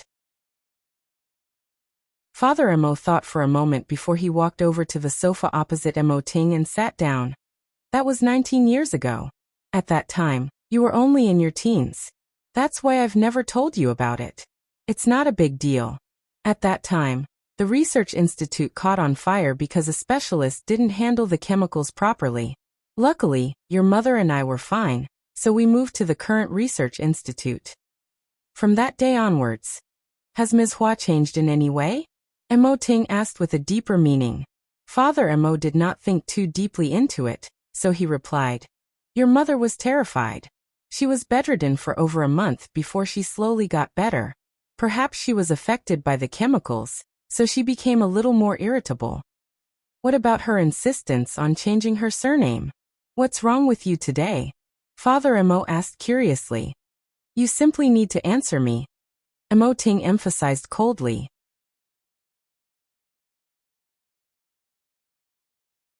Chapter 6:18. It's not like you don't know that your mother is a bit of a believer in luck. Previously, a fortune teller told her that she needed to change her surname to turn her misfortune into fortune. So she changed it, Father Mo replied casually, like he had no doubts about his wife's words. I remember, although she didn't like actors in the past, it wasn't to the point of hating them. You haven't gotten married for so many years, so your mother was a bit worried about your industry. As time went by, it turned into hatred. In that case, why did she only hate actors? Mo Ting asked as he once again found the crux of the problem. Father Mo was a little surprised. Finally, he understood the meaning behind Mo Ting's words, so he looked at Mo Ting confusedly. Mo Ting, why are you asking me these questions today? It's nothing. I simply want to understand Mom better and solve the problem between her and Tongning. After hearing Mo Ting's answer, Father Mo didn't believe him, but he did not continue to doubt him. Do you need a reason to hate something? Indeed, there was no need. But this wasn't a coincidence. Mo Ting was now certain that there were some things that even his father didn't know about. I'm here today for no other reason. I simply hope that you can control your wife. Otherwise, when I make a move, I won't be able to recognize anyone. Hearing this, Father Mo was finally angered. He pointed at Mo Ting and asked, Is this how you treat your parents? Mo Ting did not respond. He simply looked deeply into Father Mo's eyes. Perhaps he felt a little sympathy for him. Afterwards, Mo Ting returned home. However, Tongning noticed the time he had arrived, so she sat down on the sofa and asked, Mr. Mo, you're 20 minutes late today. Mo Ting wrapped his arm around Tongning and hugged her tightly. Don't ask anything. Give me some time. I won't ask, Tongning replied firmly. Even if you didn't tell me to, I wouldn't have asked. The couple were of one mind.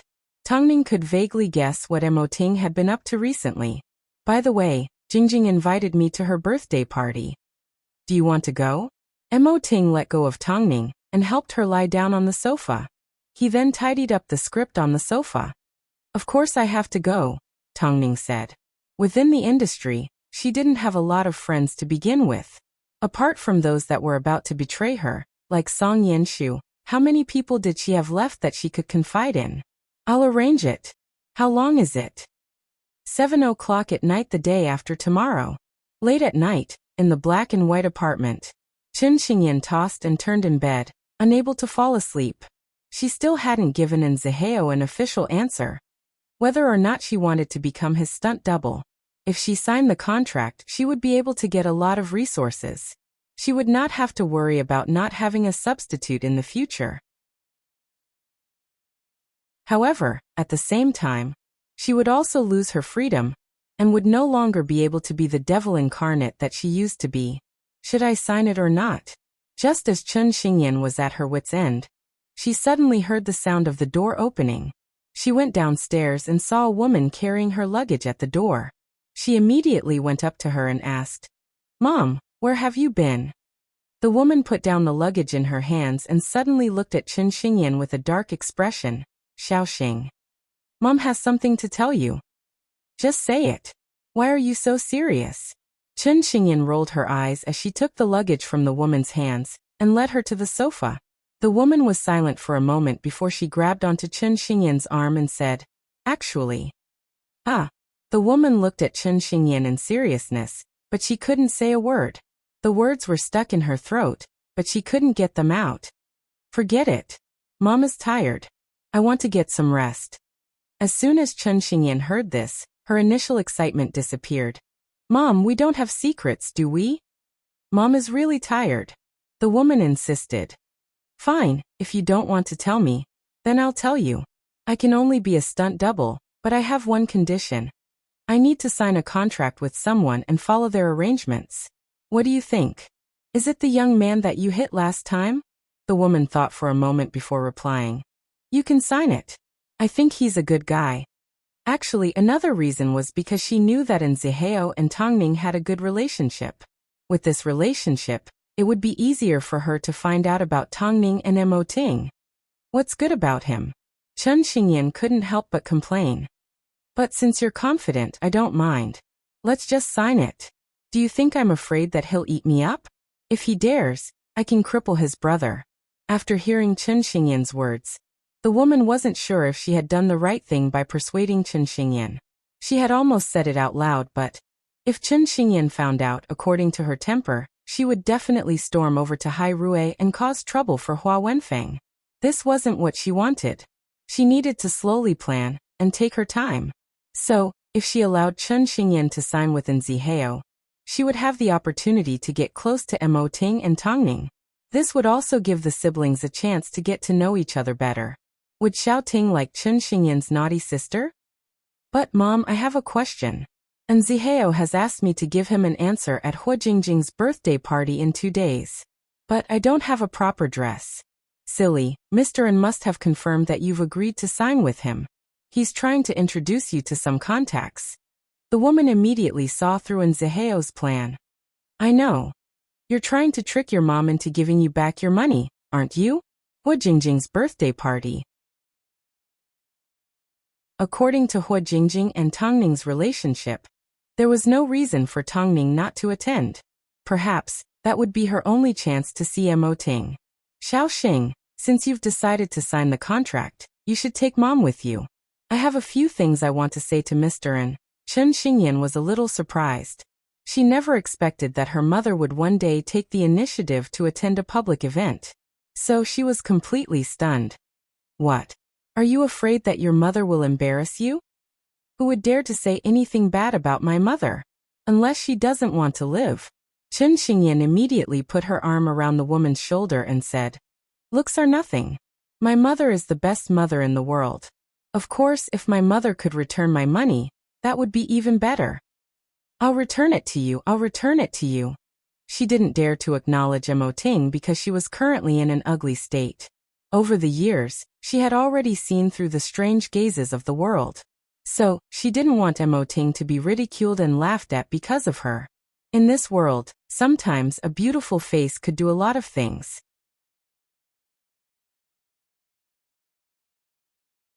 Chapter 619. Hua Jingjing was a supermodel. Even though she was married, her elegance and status were better than before. She was already very famous internationally, and she had even won the title of #1 in Asia. After all, Hai Rui's former PR director and current deputy CEO, Fang Yu, was her husband. When it came to Hua Jingjing's development, Fang Yu naturally had a clear plan, and every step was meaningful. Today was Hua Jingjing's birthday. In order to celebrate his beloved wife's birthday, Fang Yu had already prepared Garden Hotel for her. Therefore, the hotel was filled with entrances and surprises. There weren't a lot of people invited to the party. Most of them were models that were popular in the fashion industry, and some good friends of Hai Rui. Everyone gathered together and chatted amongst themselves. I heard Tongning will be here tonight too. If Tongning hadn't chosen to act at that time, her current status would be many times higher than Jingjing's. Do you think Jingjing is an expert? You guys probably haven't seen her walk the runway. Several young models gathered together to drink and chat. Although they were already famous, if they wanted to become famous artists in Hai Rui, they were still far from being on the same level as Hu Jingjing. These people were attending the event as female companions. In reality, Hai Rui's other managers were using the event as an excuse to raise their status. In other words, they wanted to use Hu Jingjing's support. Naturally, Fang Yu turned a blind eye to the people from Hai Rui. After all, this was his usual tactic. I've seen Tongning's acting before. I have to say, this is a gift from God. But it doesn't seem like President Mo's family has been doing well lately. Tongning's relationship with her mother-in-law and daughter-in-law has caused quite a stir. Could it be that Tongning's child is really unhealthy? Moreover, she was already in such a state. She would never be able to walk on the runway again, right? After all, he's 27. Hearing their discussion, Hu Jingjing, who was standing behind them, immediately approached them. She smiled warmly, but there was a hidden needle in her words. It seems. You guys haven't learned Hai Rui's rules? Especially when you talk about Tongning. Do you still want your future? As soon as they heard Hu Jingjing's warning, they immediately shut their mouths in fear. But no matter how much time passed, Hu Jingjing couldn't get used to people talking behind her back. If I didn't see it, wouldn't you have protected me for nothing? Tongning's joking voice suddenly rang out from behind her. As Hu Jingjing turned around, she noticed the pregnant woman still looked as energetic and beautiful as ever. They're just a few inexperienced models. Tongning glanced at Hu Jingjing and circled around her to look at the others. She then said, "If you think you have reached the level where you can casually talk about me, then you can say it in front of me." The few of them turned pale and looked at each other. Remember, in this industry, a loose tongue causes trouble. Even if you can't stop yourself from gossiping, don't open your mouth easily, otherwise. Tongning's words were spoken in a gentle manner. It sounded like she was giving them a kind warning. But from her words, they could detect a hint of danger. So before Tongning could say anything else, they could only run away in fear. You're still not willing to take a loss. Hu Jingjing couldn't help but laugh. Why? Where's President Mo? Hu Jingjing looked around for Mo Ting when she saw Mo Ting was alone. He'll be here later. He's held up by something. The two hadn't seen each other for a long time, so naturally, they had a lot to talk about. At this time, Nziheo entered the hotel with a birthday present in his hands. He approached the two women and said, "I'm sure you don't mind that I came uninvited." Nziheo and Hu Jingjing had crossed paths because of Tongning's social circle. Plus, Fang Yu and Nziheo had a close relationship recently. So it was understandable that Nziheo would attend Hu Jingjing's birthday party. Fang Yu is over there. Hu Jingjing gestured for Nziheo not to disturb her conversation with Tongning. After Nziheo put down his present, he simply shrugged his shoulders and turned around to join in the conversation with the people from Hai Rui. He was waiting for Chen Xingyan's final answer. So he was indeed here with a motive. Not long after, Mo Ting's tall figure entered the venue. Because of his arrival, the entire venue was in an uproar as a round of applause broke out. Mo Ting's expression remained the same. Because this was his empire, even if he didn't say a word, no one would think that he was arrogant. Because everyone knew that the reason why he would attend such an occasion was for one person, Tongning. Or perhaps he was here because of two people and the child in her stomach.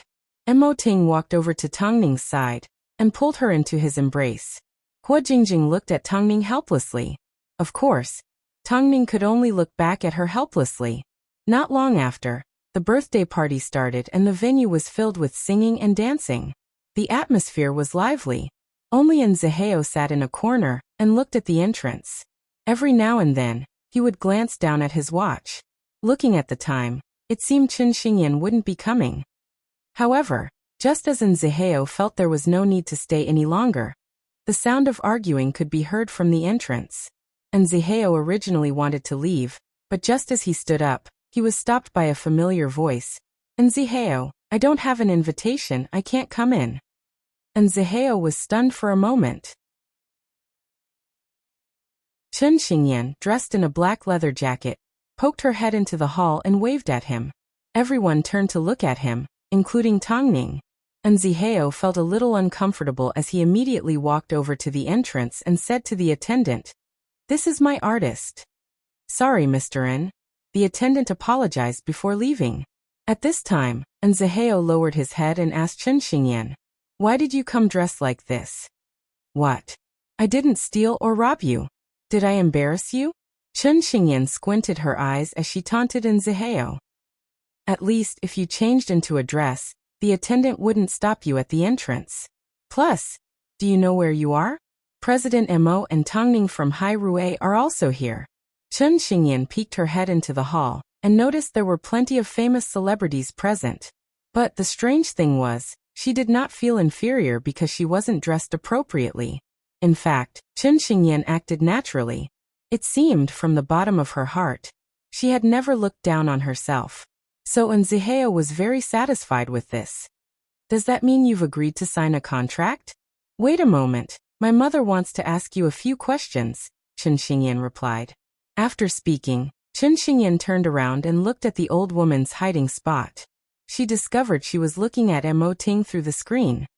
Even the old lady knows how to look at a handsome man. However, perhaps because the old woman was too excited, she used too much force as a loud bang was heard. The screen actually fell to the ground, and she was exposed in front of everyone's eyes.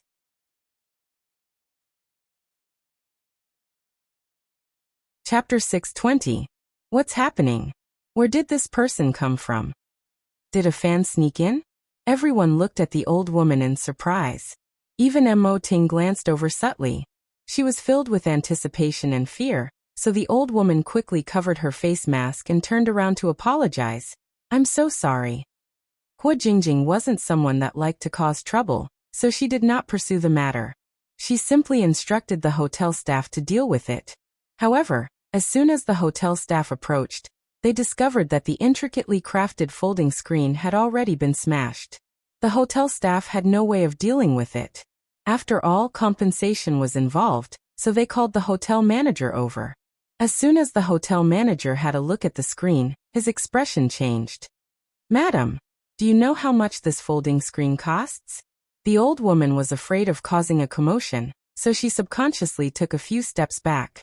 But seeing that she was about to run away, the hotel manager quickly held her back. "Don't try to avoid responsibility." Seeing this, Chen Xingyan immediately ran over and pushed the hotel manager away. "What are you doing? Don't touch my mom." Seeing Chen Xingyan's outfit, the hotel manager was even more certain that she wasn't an artist, but a fan that was trying to take advantage of the situation. So his attitude turned colder. "I don't know how you got into the hotel, but since you damaged something, you need to compensate for it." If this madam had controlled herself, perhaps this folding screen wouldn't have been damaged. "What nonsense are you talking about?" Chen Xingyan was obviously angered. "If you have a problem with me, don't insult my mother."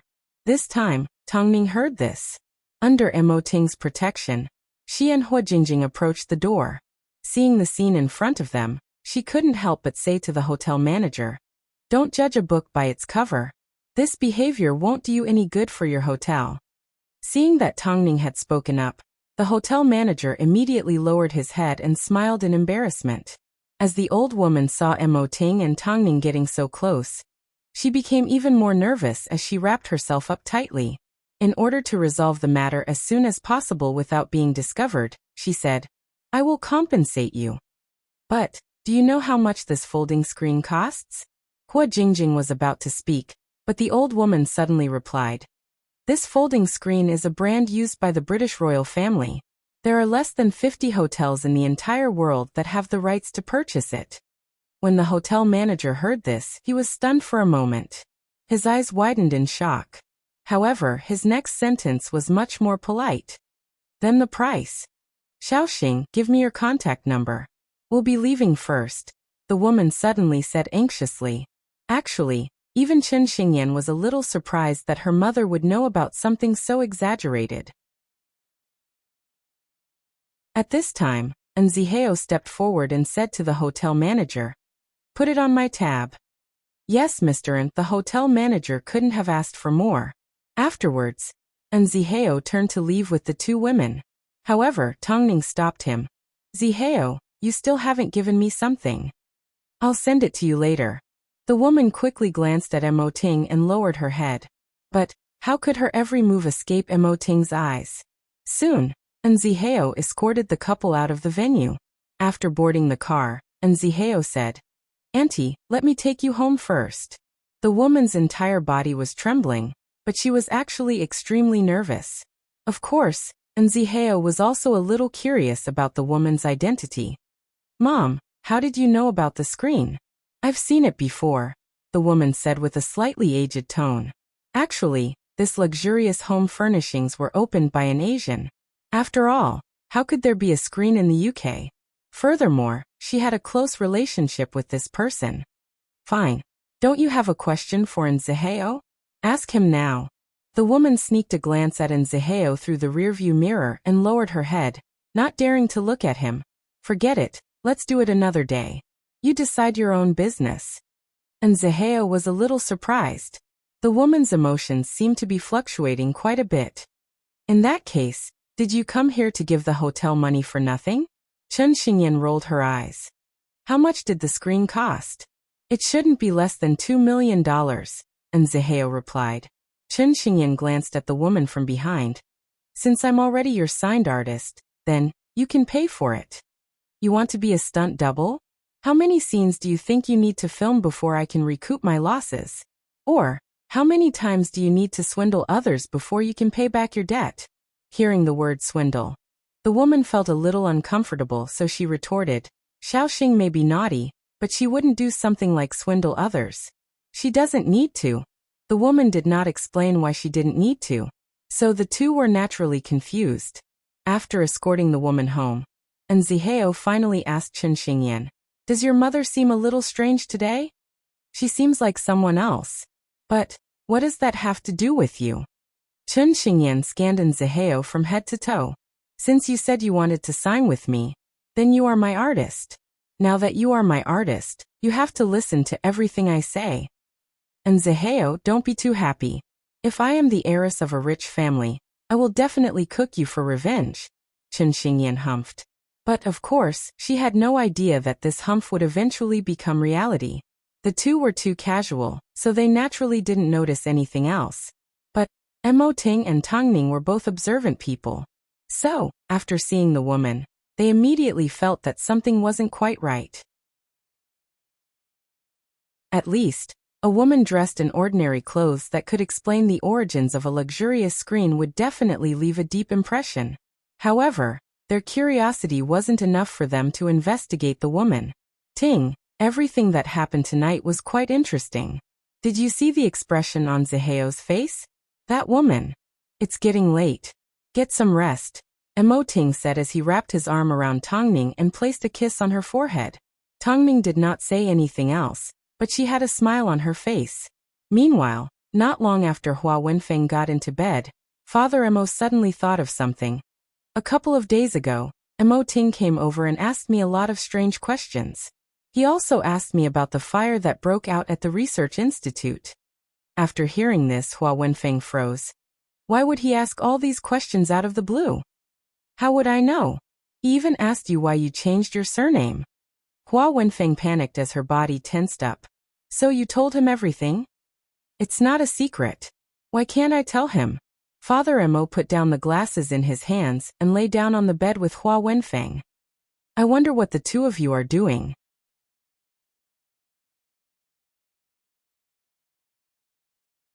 Chapter 621. Hua Wenfeng turned her back to Father Mo. At this moment, she couldn't say a word. There was only one feeling in her heart and mind. Panic. There was no way Mo Ting would find out. She had hidden it well and had been safe for so many years. There was no way Mo Ting would find out about it. She shouldn't scare herself. Even so, Hua Wenfeng tried to comfort herself with all sorts of excuses, but she couldn't stop her trembling body. The sense of danger that she was about to be exposed caused her to fall into a deep state of fear. As a result, nightmares haunted her for the entire night. The next day, Zihao arrived at the black and white apartment early in the morning. Originally, he wanted to ask Chen Xingyan if she had a habit of sleeping in.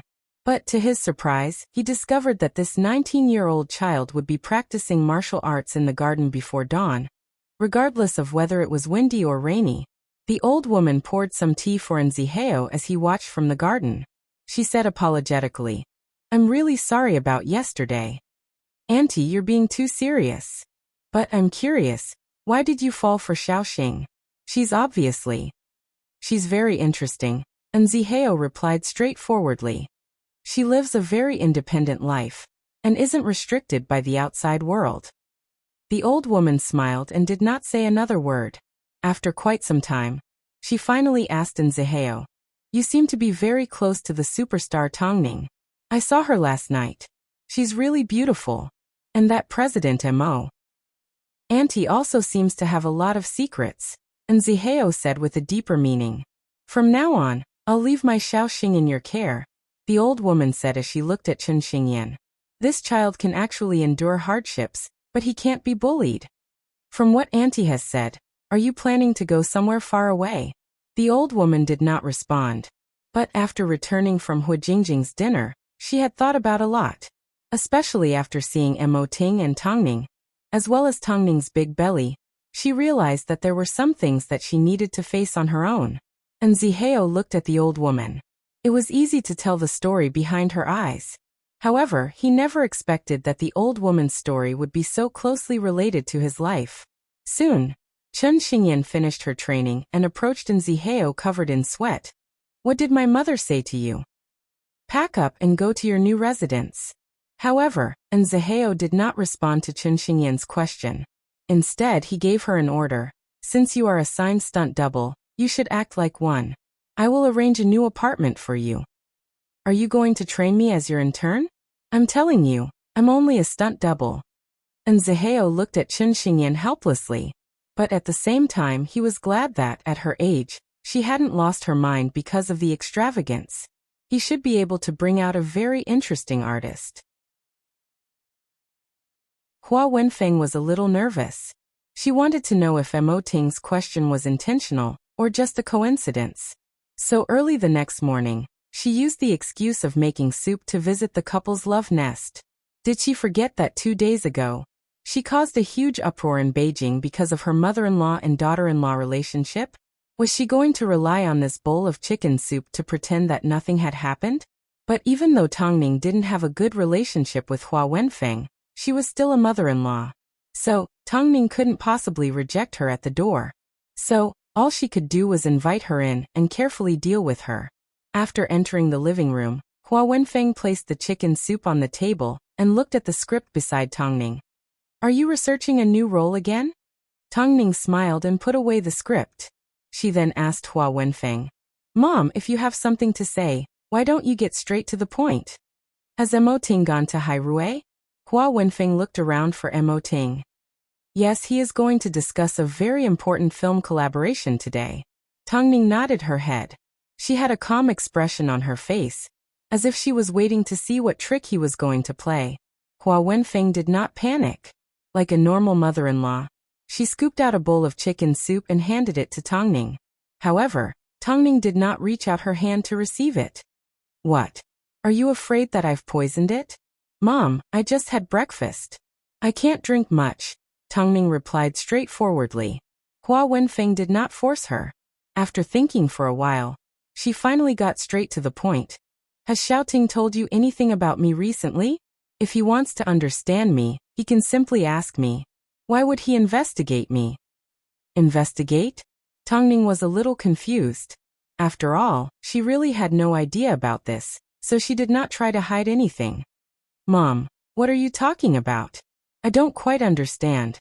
Has Xiaoting ever mentioned my name to you?" Oh, because I have a good relationship with Bei Qindong.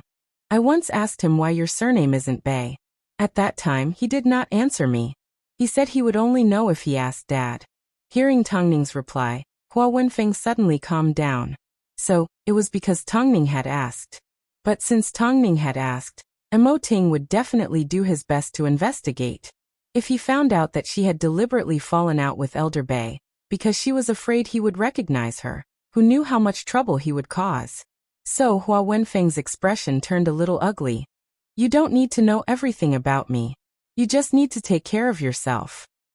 I know. Tang Ning replied with a deeper meaning. For some reason, Hua Wenfeng couldn't look into Tang Ning's eyes. She had a feeling that Tang Ning had already sensed something. In order to bury this matter forever, Hua Wenfeng felt that she needed to get rid of this troublesome daughter-in-law. After all, the child in Tang Ning's stomach wasn't her real grandson. From now on, don't ask Mo Ting about me. After speaking, Hua Wenfeng left Tang Ning in Mo Ting's love nest. However, this made Tang Ning even more certain that there was something wrong with Hua Wenfeng. Hua Wenfeng, of course, sensed danger. So, as soon as she arrived at Tang Ning's home, she purposely cut her arm and returned home. As soon as Father Mo saw her injured, he immediately ran over and asked, "What happened?" "Your daughter-in-law did it. She's probably still angry about what happened a few days ago, so she smashed the bowl of chicken soup on the floor and cut me," Hua Wenfeng said in a choked-up voice. "Hubby, we really can't let this woman live.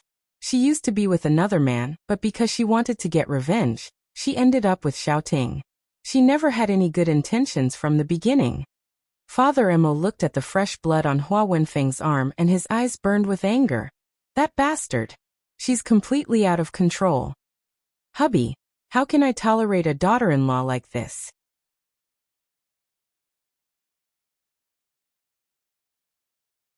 Chapter 622. After hearing this, Father Mo put down Hua Wenfeng and headed over to Tang Ning and Mo Ting's home. Of course this time, Tang Ning wasn't alone. And Zihao was there to deliver the final script for Concubine Ning. Seeing a man and woman alone in the same room, Father Mo couldn't help but let his imagination run wild. Is this how you take care of your pregnancy when Xiaoting isn't home? Tang Ning stood at the doorway in confusion. Meanwhile, Zihao smiled and waved the script in his hand. I think Uncle has misunderstood. I am here on official business. Tang Ning and I don't have the relationship you think we do. Father Mo looked at Tang Ning awkwardly. What did you do to your mother-in-law just now? Hearing this question, Tang Ning was even more confused. Father, I don't understand what you are talking about. You don't understand? After speaking, Father Mo threw a slap across Tang Ning's face. Although Tang Ning reacted quickly and did not actually hit her cheek, her chin was still hit. Mo Ting once said that he should control his own wife. Since you are so arrogant, don't blame me for taking action. Tang Ning was a little surprised. At this time, Zihao naturally approached. Uncle, don't you think you've gone a bit overboard? She scratched her mother-in-law and sent Wenfeng home covered in blood. Is that right? I will take Wenfeng to get her injuries examined in a moment. This matter isn't over yet. After speaking, Father Mo turned around and left. Meanwhile, Tang Ning looked at Zihao with a dark expression. Did you hit that evil mother-in-law? What do you think? Tang Ning asked. Zihao thought for a moment and replied. You have never been one to rely on force to solve a problem. So I don't believe you actually hit her.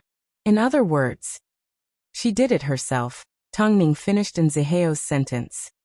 It seems, another drama is about to unfold. Since she has found a husband to back her up, shouldn't you also? Tang Ning understood Zihao's hint, but she didn't want to do it. After all, they were Mo Ting's biological parents. She didn't want Mo Ting to be blamed. I can handle it myself. Of course, don't think this way. I will endure this humiliation. Father Mo said he wanted to take Hua Wenfeng for a checkup, so the results were sensational. Over half of the Beijing media were alerted. Father Mo is accusing his daughter-in-law of committing a crime by bringing his wife to have her injuries examined. Tang Ning injured her mother-in-law, so Father Mo decided to take legal action in the name of justice. The The mother-in-law and daughter-in-law matter has been stirred up again. What is Tongning's motive in hurting someone? As such, even if Tongning didn't mention it, Mo Ting would still be able to see the exciting scene that happened at Hyatt Regency.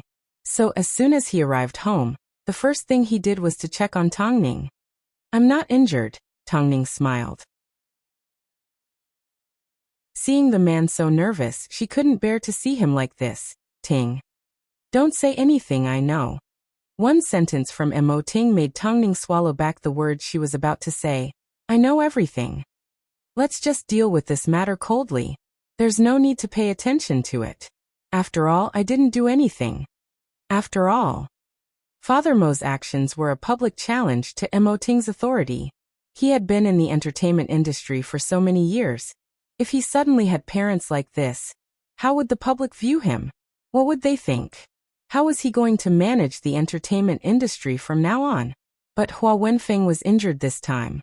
If she hadn't gone crazy, everyone would have believed that Tongning was responsible for the gash on her arm. Mo Ting did not say a word. In this aspect, he was very similar to Tongning. When he didn't say a word, his mind was filled with thoughts. In fact, it was as if he had already made a decision. Was there anything in this world that Mo Ting couldn't resolve? The answer was no. However, before Mo Ting could step in and resolve the matter, someone had already spoken up for Tongning online. "Hua Wenfeng is a madwoman. I saw it with my own eyes. She cut her own arm and tried to frame Tongning. Did everyone forget that she previously stabbed Tongning?" As soon as this comment appeared, people immediately followed suit. "You said you saw it. Show us the evidence." Hua Wenfeng accused Tongning, but she didn't present any evidence either. But no matter how crazy Hua Wenfeng is, she wouldn't cut herself, right? Who can say for sure? After all, she's already done things that are worse than an animal. Below the stage, a lot of people tried to find out what she meant. But the person that revealed the truth soon disappeared without a trace and never appeared again. They also did not explain what Hua Wenfeng meant when she said she was worse than an animal. Others may not have understood the meaning behind this comment, but it was impossible for Hua Wenfeng not to understand, especially when she heard Father Mo read it to her. Her eyebrows suddenly furrowed as a sense of fear emerged in her heart. There are all kinds of people in this world. I can't believe someone would casually fabricate the truth and believe it. Hua Wenfeng looked at her phone a few times. Deep down, she cared about the comments.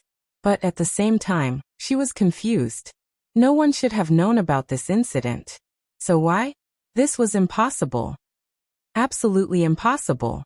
Below the post, a lot of people followed suit and asked the person that revealed the truth. They wanted to know what else they were hiding. However, the person that revealed the truth never appeared again. It wasn't until a few hours later that they reappeared again. However, they left a message that made everyone even more confused. "I will take back what belongs to me." Seeing this message, Hua Wenfeng was so shocked that she immediately threw her phone away. "What's wrong?" Father Mo asked. "Don't get angry over a small thing like this." Hua Wenfeng turned around and lay on the hospital bed. At this moment, this was the only thing that appeared in her mind. "I will take back what belongs to me." Could it be that the person was still alive and was still alive? That was impossible. Hua Wenfeng was determined to find out who was behind all this. Of course, the words of the person that revealed the truth made Tongning's situation a lot better. On the other hand, Hua Wenfeng's reputation became a source of jealousy and disgust for the people in Beijing. From now on, don't look for reporters for no good reason. Your son is the big boss of the entertainment industry. Did you think he would let you do as you please? Stop dreaming. Doing this will only hurt ourselves. Hua Wenfeng was well aware of this. Originally, the annoying Tongning was her biggest target. But now that the person behind this had appeared, in that case, Tongning would no longer be worth mentioning. Of course, she had never seen how ruthless Tongning could be.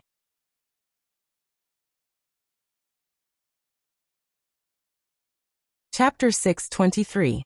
But this PR incident had nothing to do with Hai Rui at all. Hai Rui did not do anything, but the internet had already cleared Tongning's name.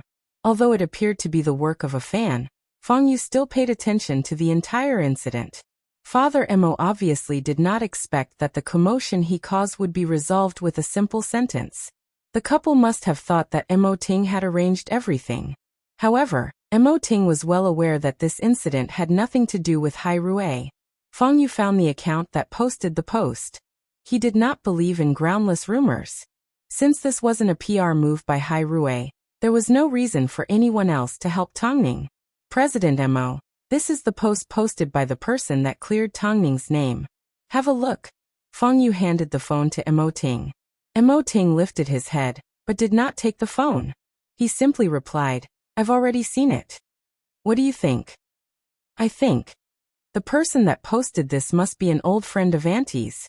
Perhaps there is an unimaginable secret hidden behind this post. It's obvious that the old friend is targeting Auntie. On the surface, it seems like they are trying to clear Tongning's name. But look at the last sentence. What do they mean by, I will take back what belongs to me? This is obviously a declaration of war. I've already asked someone to investigate the person that posted this.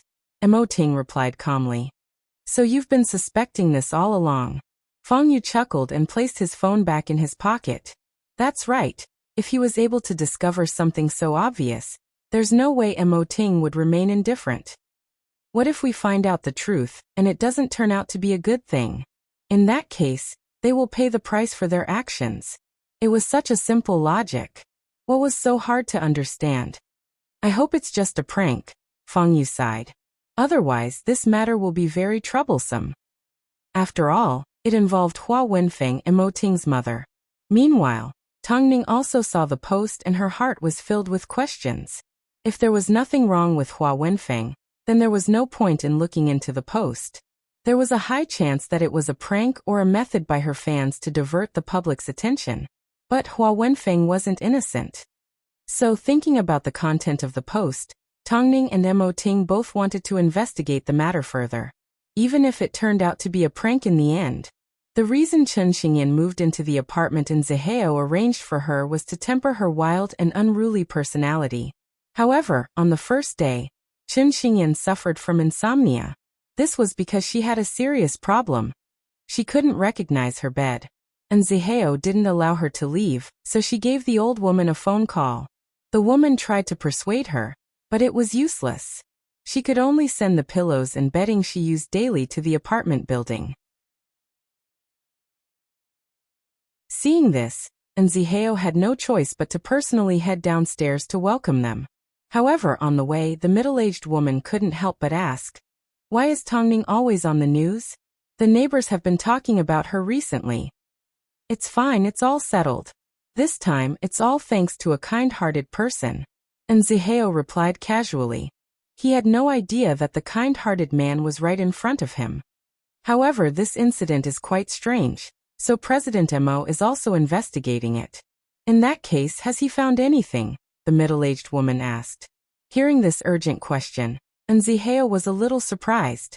He then laughed. It's not that easy. We haven't found anything yet.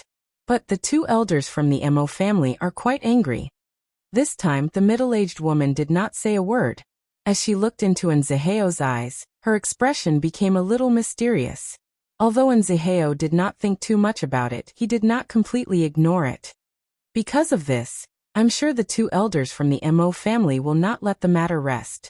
I wonder how they will make things difficult for Tongning. I think Tongning is a quiet child. She's quite nice. She even helped me out the other night. You're right.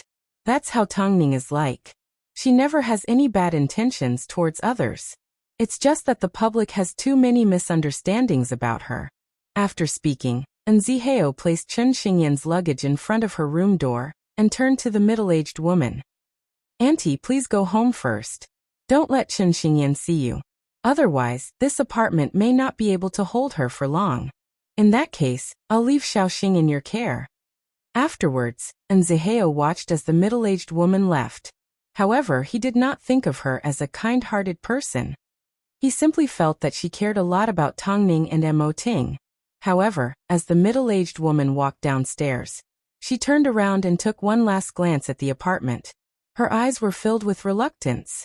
But from now on, she was going to cling on to Hua Wenfeng. At the very least, she was going to return all the pain she had suffered over the years. Hua Wenfeng was also looking for the person behind the post. However, even Emoting couldn't find anything, so she couldn't find anything.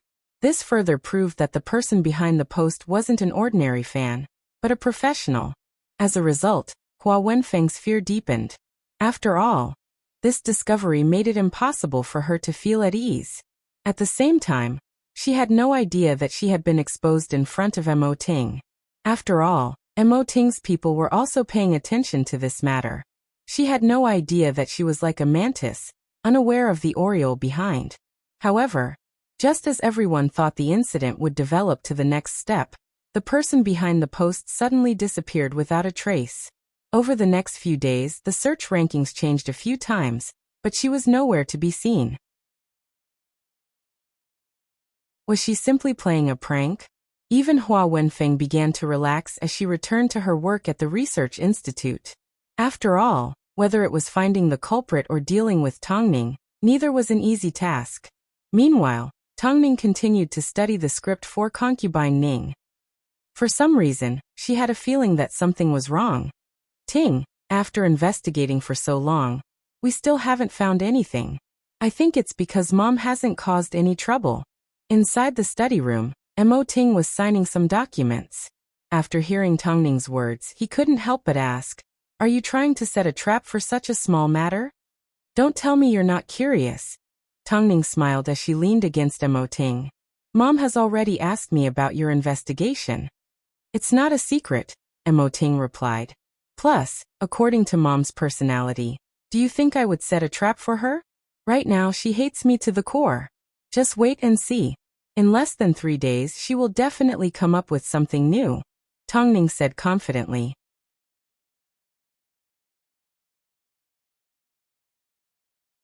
Chapter 624. I don't care what tricks she has up her sleeves.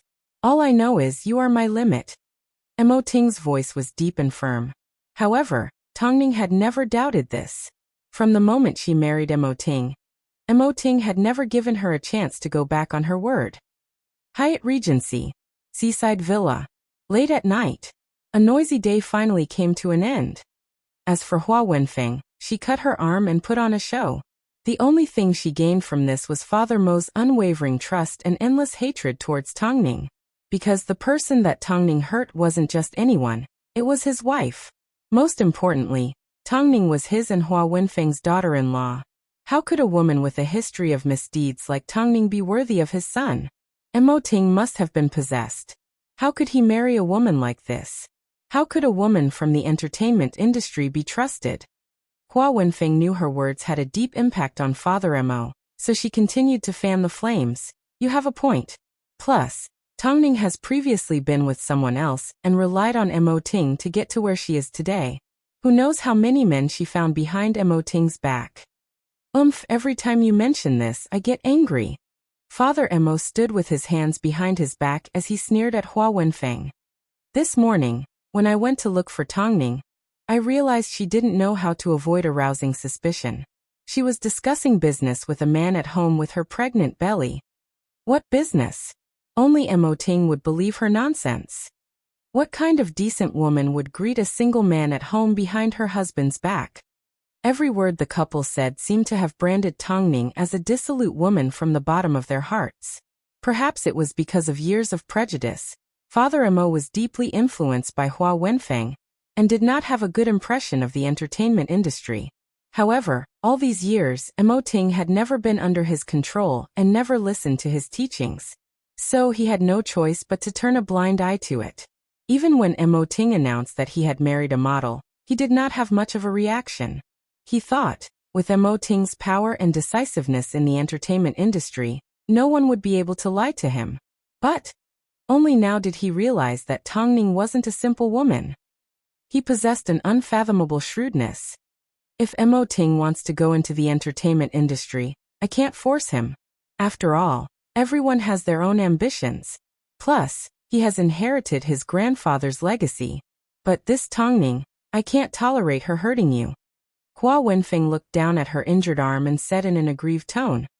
Hubby, we are just ordinary people. We can't escape the rules of the entertainment industry. Only you would believe that I was injured by Tongning. Thinking about the way Hua Wenfeng had been treated, Father Mo's anger intensified. That actress shouldn't think that she can stay by Mo Ting's side safely. Did she think that just because the entertainment industry is in Mo Ting's hands, she would have a backing that would never collapse? Since she likes to use the rules of the entertainment industry to solve problems, fine. These old bones of mine will play with her properly. After hearing this, a smile appeared on Hua Wenfeng's face. She wanted to deepen the relationship between Father Mo and Mo Ting. Only then would she be safe. Alright, go to sleep. After handing everything over to her husband, Hua Wenfeng felt a lot more relaxed. She now needed to put in more effort to find the hidden mastermind.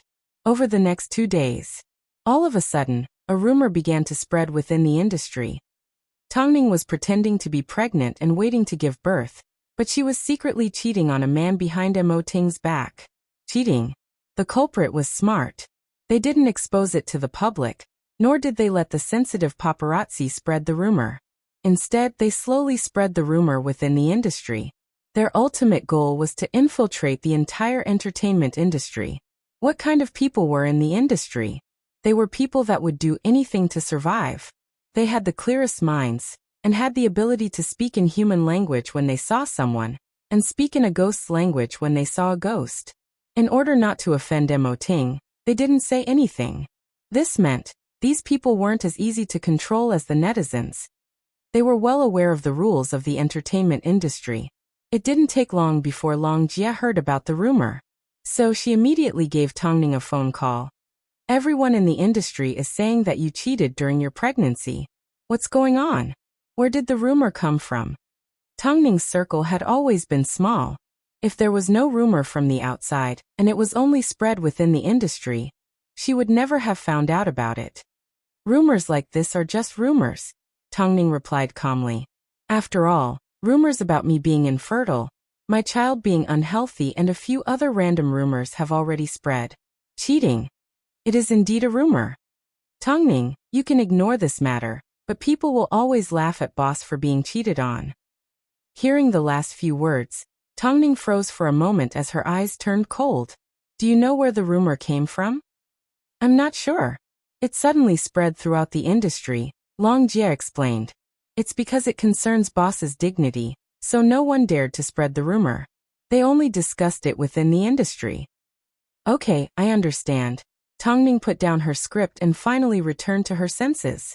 She simply wanted to keep a low profile, and never wanted to be enemies with anyone. It was such a simple request, but even the heavens refused to grant it to her. Everyone knew that she and Nziheo were on good terms.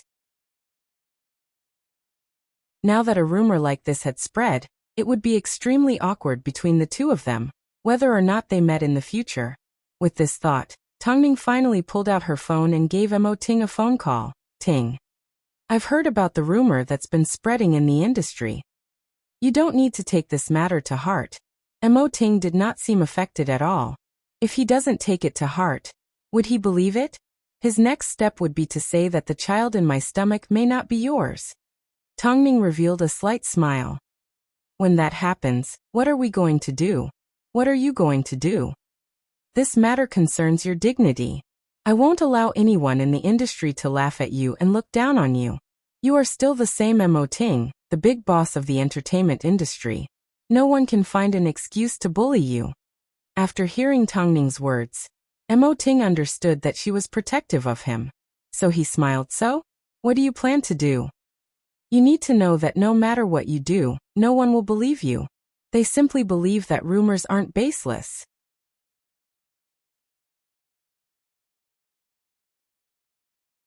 Chapter 625. You tolerated me because I was pregnant. But it was all for the sake of our child's birth. In reality, the couple were well aware of who spread the news. But Mo Ting was about to become a father, so he didn't want to go too far and cause the child to hear bad things. Otherwise, he had never known what it meant to tolerate. Above all, this matter was difficult to clear up. Even if he used a trick to prove himself, People in the industry would only respond half-heartedly. But behind his back, they would still take the opportunity to laugh at him. To be able to use such a trick was ruthless. And Zihao heard about the news from all over the place. Although the source did not mention him by name, he was the only single man that was allowed to enter Hyatt Regency like this. People in the industry directly referred to him as a director, and he had no way of refuting them. After all, the people that were discussing this matter were all people with high statuses. In fact, they were people that exceeded a newcomer like him. Because of this, the first thing Zihao did was give Emoting a phone call. Tongning and I are innocent. I know. Emoting replied calmly. I trust my wife and I trust her feelings for me. Plus, only the blind people in the industry would believe that she would give up on me and choose you. And Zihao. No matter how harsh Emoting's words were, at this moment, and Zihao was satisfied with Emoting's attitude. However, when he saw Tongning in the future, he was bound to feel a little awkward. What's with that sour face? Did you run into some trouble? Chen Xingyan asked as she saw Zihao staring blankly into his phone after finishing her practice. And Zihao originally wanted to bury the matter deep in his heart, but apart from Chen Xingyan, there was no one else he could confide in. So he explained the entire situation to Chen Xingyan. After hearing everything, Chen Xingyan looked at Zihao and couldn't help but slap her thighs and laugh. You bastard, to think you would have such a day. I said it because I wanted someone to share the burden with, not because I wanted you to treat it as a joke. And Zihao's tone became a little heavier. In reality, he had overestimated Chen Xingyan. Why did he say it out loud to embarrass himself? What kind of advice could a 19-year-old child, and such a willful person, come up with? Seeing that he was really angry, Chen Xingyan quickly reached out and pulled him back. You're a big man, how can you be so petty? This might be a joke to you, but to me, this concerns the reputation of a good friend. Okay, I got it. I'll admit my mistake, okay? Chen Xingyan quickly raised her hands in surrender. But speaking of which, the person behind this is quite evil. Isn't it obvious that they want her to get a divorce? And Zihao looked at Chen Xingyan like he was looking at an idiot. Don't look at me like that. Actually, it's because you weren't paying attention that people took advantage of you. In reality, Chen Xingyan was right. Perhaps, the main problem was that he had treated Tongning too casually. Do you know how to comfort people? What kind of comfort do you need? I say you're worrying too much. Since it's nothing, what are you afraid of? The culprit likes to see you panicking like this. Aren't you playing right into their hands? Chen Xingyan rolled her eyes at Zihao. Tongning has a high EQ, let alone President Mo. All the important resources in the entertainment industry are in his hands. If you create trouble for yourself like this, aren't you looking down on their intelligence? After hearing this, Zihao's mood seemed to improve a lot. If you're so worried about Tongning, you should be worried about her first.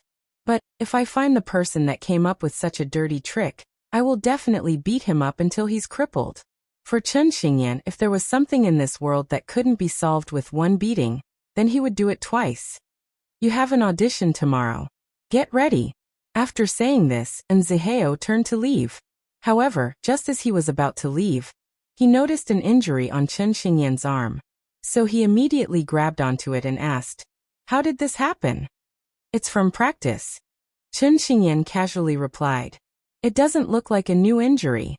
After speaking, Zihao turned his head and looked at Chen Xingyan's motorcycle. With a gentle touch, the wheel fell off. Did you go racing? That's part of the job of a substitute. Then why don't you remove your own leg? What's the problem with the wheel? Zihao pushed Chen Xingyan away. With your unorthodox methods, you will eventually drag me down with you. Then why don't you sign someone else? I've always been a part of the underworld. Zihao. As soon as Zihao left, Chen Xingyan received a phone call from the old woman. Perhaps, even Chen Xingyan hadn't noticed that her mother had been calling her more and more often lately. Apart from asking if she was getting used to the lifestyle, she would also ask about the entertainment industry. Chen Xingyan originally didn't have much to say, but when she thought about Zihao's problem, she casually mentioned it. As soon as the old woman heard it was related to Tongning, her expression darkened. Does that woman really can't stand being lonely? What? Chen Xingyan didn't understand what the old woman meant. It's fine. Since Mr. An is in a bad mood, you should comfort him and stop causing trouble. Chen Xingyan rolled her eyes at the empty air. I'm hanging up. After Chen Xingyan hung up the phone, the old woman lowered her right hand.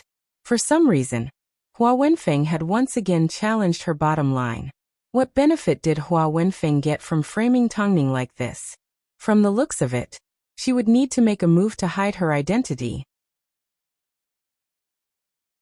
However, the situation this time was a lot trickier than before. After all, she had no way of coming into contact with the higher-ups of the entertainment industry. If she revealed the truth, it wouldn't do Tongning any good. So, what should she do to prove Tongning and Ziheo's innocence? It seemed she needed to find a way to get close to Hua Wenfeng. However, the situation developed faster than everyone expected. Just as no one was able to come up with a plan, a new version of the rumor began to spread. Just as Tongning expected, rumors began to spread that the child in Tongning's stomach wasn't Mo Ting's. And the first person to react was actually Father Mo. It didn't take long before Mo Ting received a phone call. In a questioning tone he asked, I heard rumors that Tongning's child has nothing to do with you. What's going on? Mo Ting's eyes were cold as he looked at his handsome face. Where did the rumors come from? You don't need to know. I just want to know if this rumor is true. Father, don't tell me this rumor originated from you? Mo Ting asked.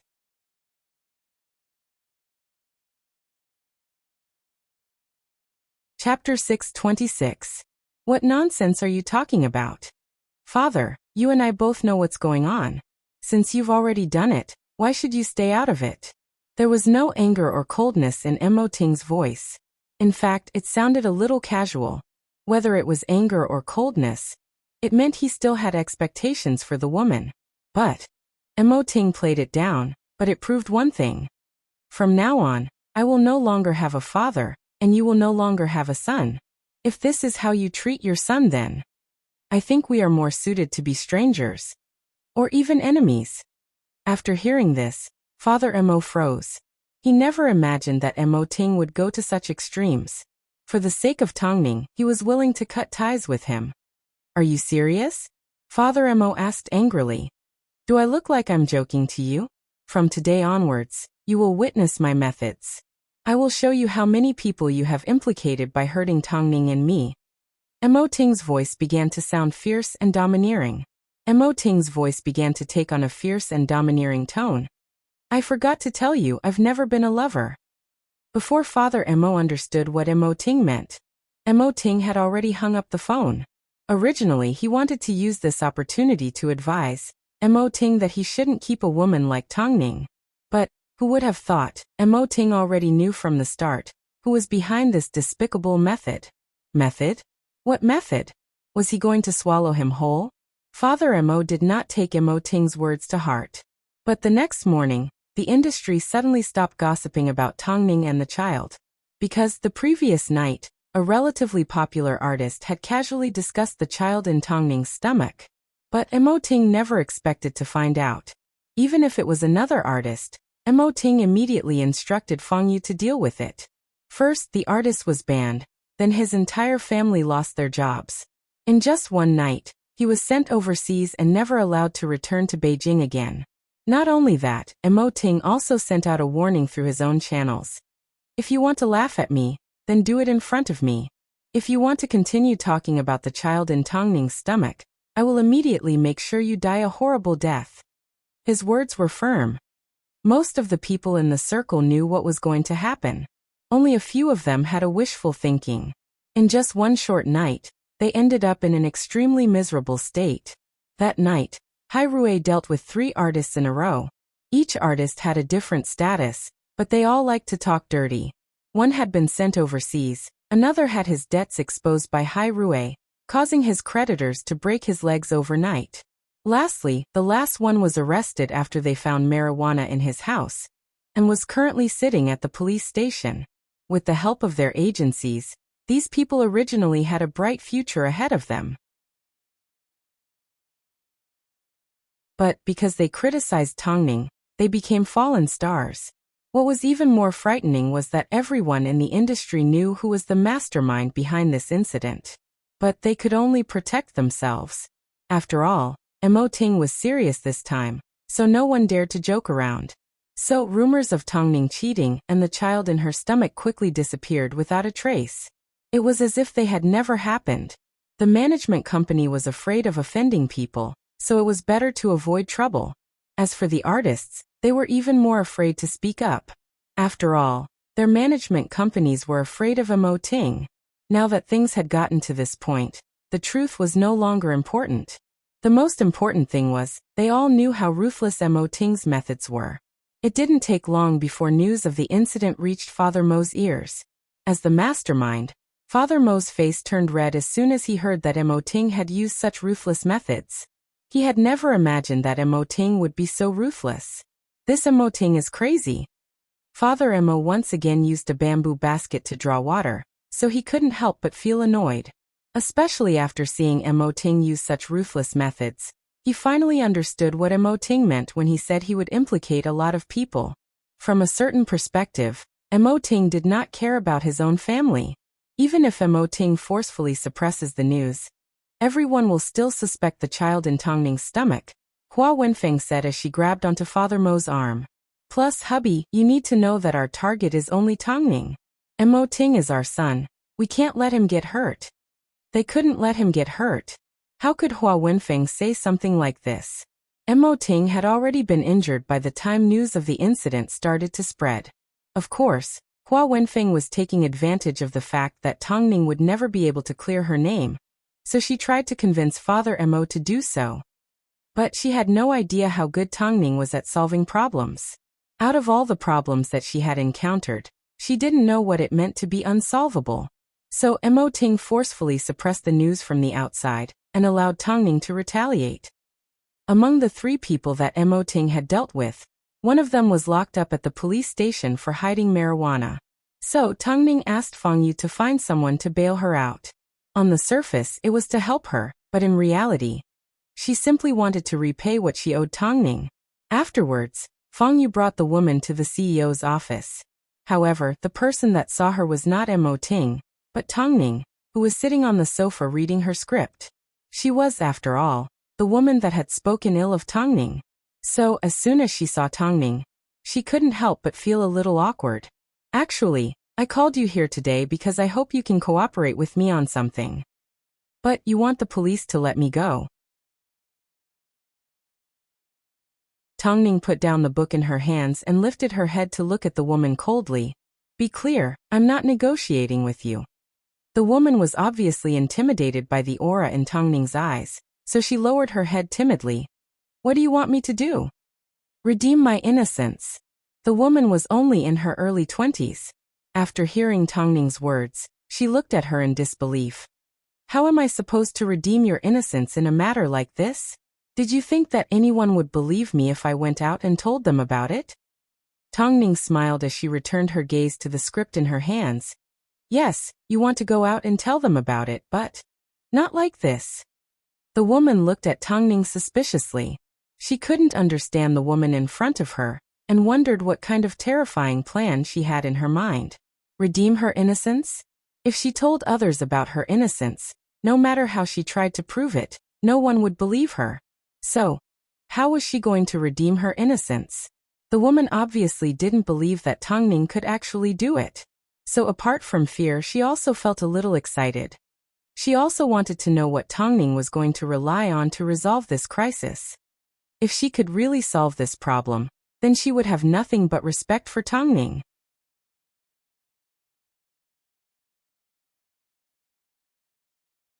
Chapter 627. In reality, there were a lot of things that appeared tricky on the surface. That was why the bystanders became numb and assumed that Tongning had no choice but to accept her bad luck.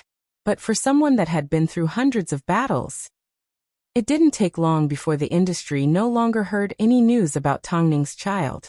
But within 2 days, there was a new piece of news. The news claimed that Tongning had indeed cheated, and that she had evidence in her hands. Evidence of an affair. Even so, They did not dare to spread the news because they were afraid of Mo Ting's revenge. Plus, everyone felt that the person that spread the news was too brave. How dare they challenge Mo Ting's authority in public? But where did the source of the news come from? No one knew. Everyone was waiting to see what would happen to this person. At the same time, Hai Rui seemed to be planning to investigate the identity of the person that spread the news. But this time someone else was involved. Without a doubt, this person was Hua Wenfeng. Because she wanted to obtain evidence of Tang Ning's affair, she tried her best to find the person that spread the news. If she was able to obtain evidence of Tang Ning's affair, then not only in front of Mo Ting, Tang Ning would no longer have a foothold in Beijing. Hua Wenfeng even used a private investigator to get ahead of Mo Ting. Of course, this time, her wish came true. The person that spread the news was a friend of one of the 3 artists that Mo Ting had previously dealt with. At most, she could be considered as part of the industry. Of course, Hua Wenfeng was still cautious. After all, she couldn't let the public know that she had done so much behind Tang Ning's back. So she first asked for the person's phone number, and hesitated for a long time before she made the call. At first, the person did not pick up. But as soon as she heard Hua Wenfeng's intention, she scoffed. Actually, my friend told me about this. She previously had a small role in W.H. and saw in Zihao and Tang Ning being intimate. She was the one that was caught for possession of marijuana. Previously, she didn't think they had a special relationship. After all, everyone in the industry knows that they have a good relationship. So my friend didn't think much of it. It wasn't until news of Zihao and Tang Ning cheating that she realized she had obtained something amazing. So if you want evidence, you should ask her. After all, I'm afraid of Hai Rui's revenge. You can try calling her. The other party explained. I spread it because I was drunk. I didn't expect it to cause such a big commotion. I'm going abroad to hide. It turned out, Tang Ning and Zihao were really messing around behind Mo Ting's back. Hearing this, Hua Wenfeng tried her best to entice him, but not only did the woman refuse to back down, she even questioned Hua Wenfeng. Right now, everyone in the industry is trying their best to avoid Tang Ning's matters. Yet you still insist on getting involved. How much do you hate Tang Ning to do this? Very much. Is it convenient for you to tell me who you are? Hua Wenfeng wasn't stupid enough to reveal her identity. So after a brief exchange of words, she hung up the phone and contacted the young artist that Mo Ting had previously dealt with. However, the woman had just been bailed out. As soon as she heard Hua Wenfeng's request, she immediately rejected. I'm sorry, I don't dare to provoke Tang Ning and Mo Ting. I don't have any evidence.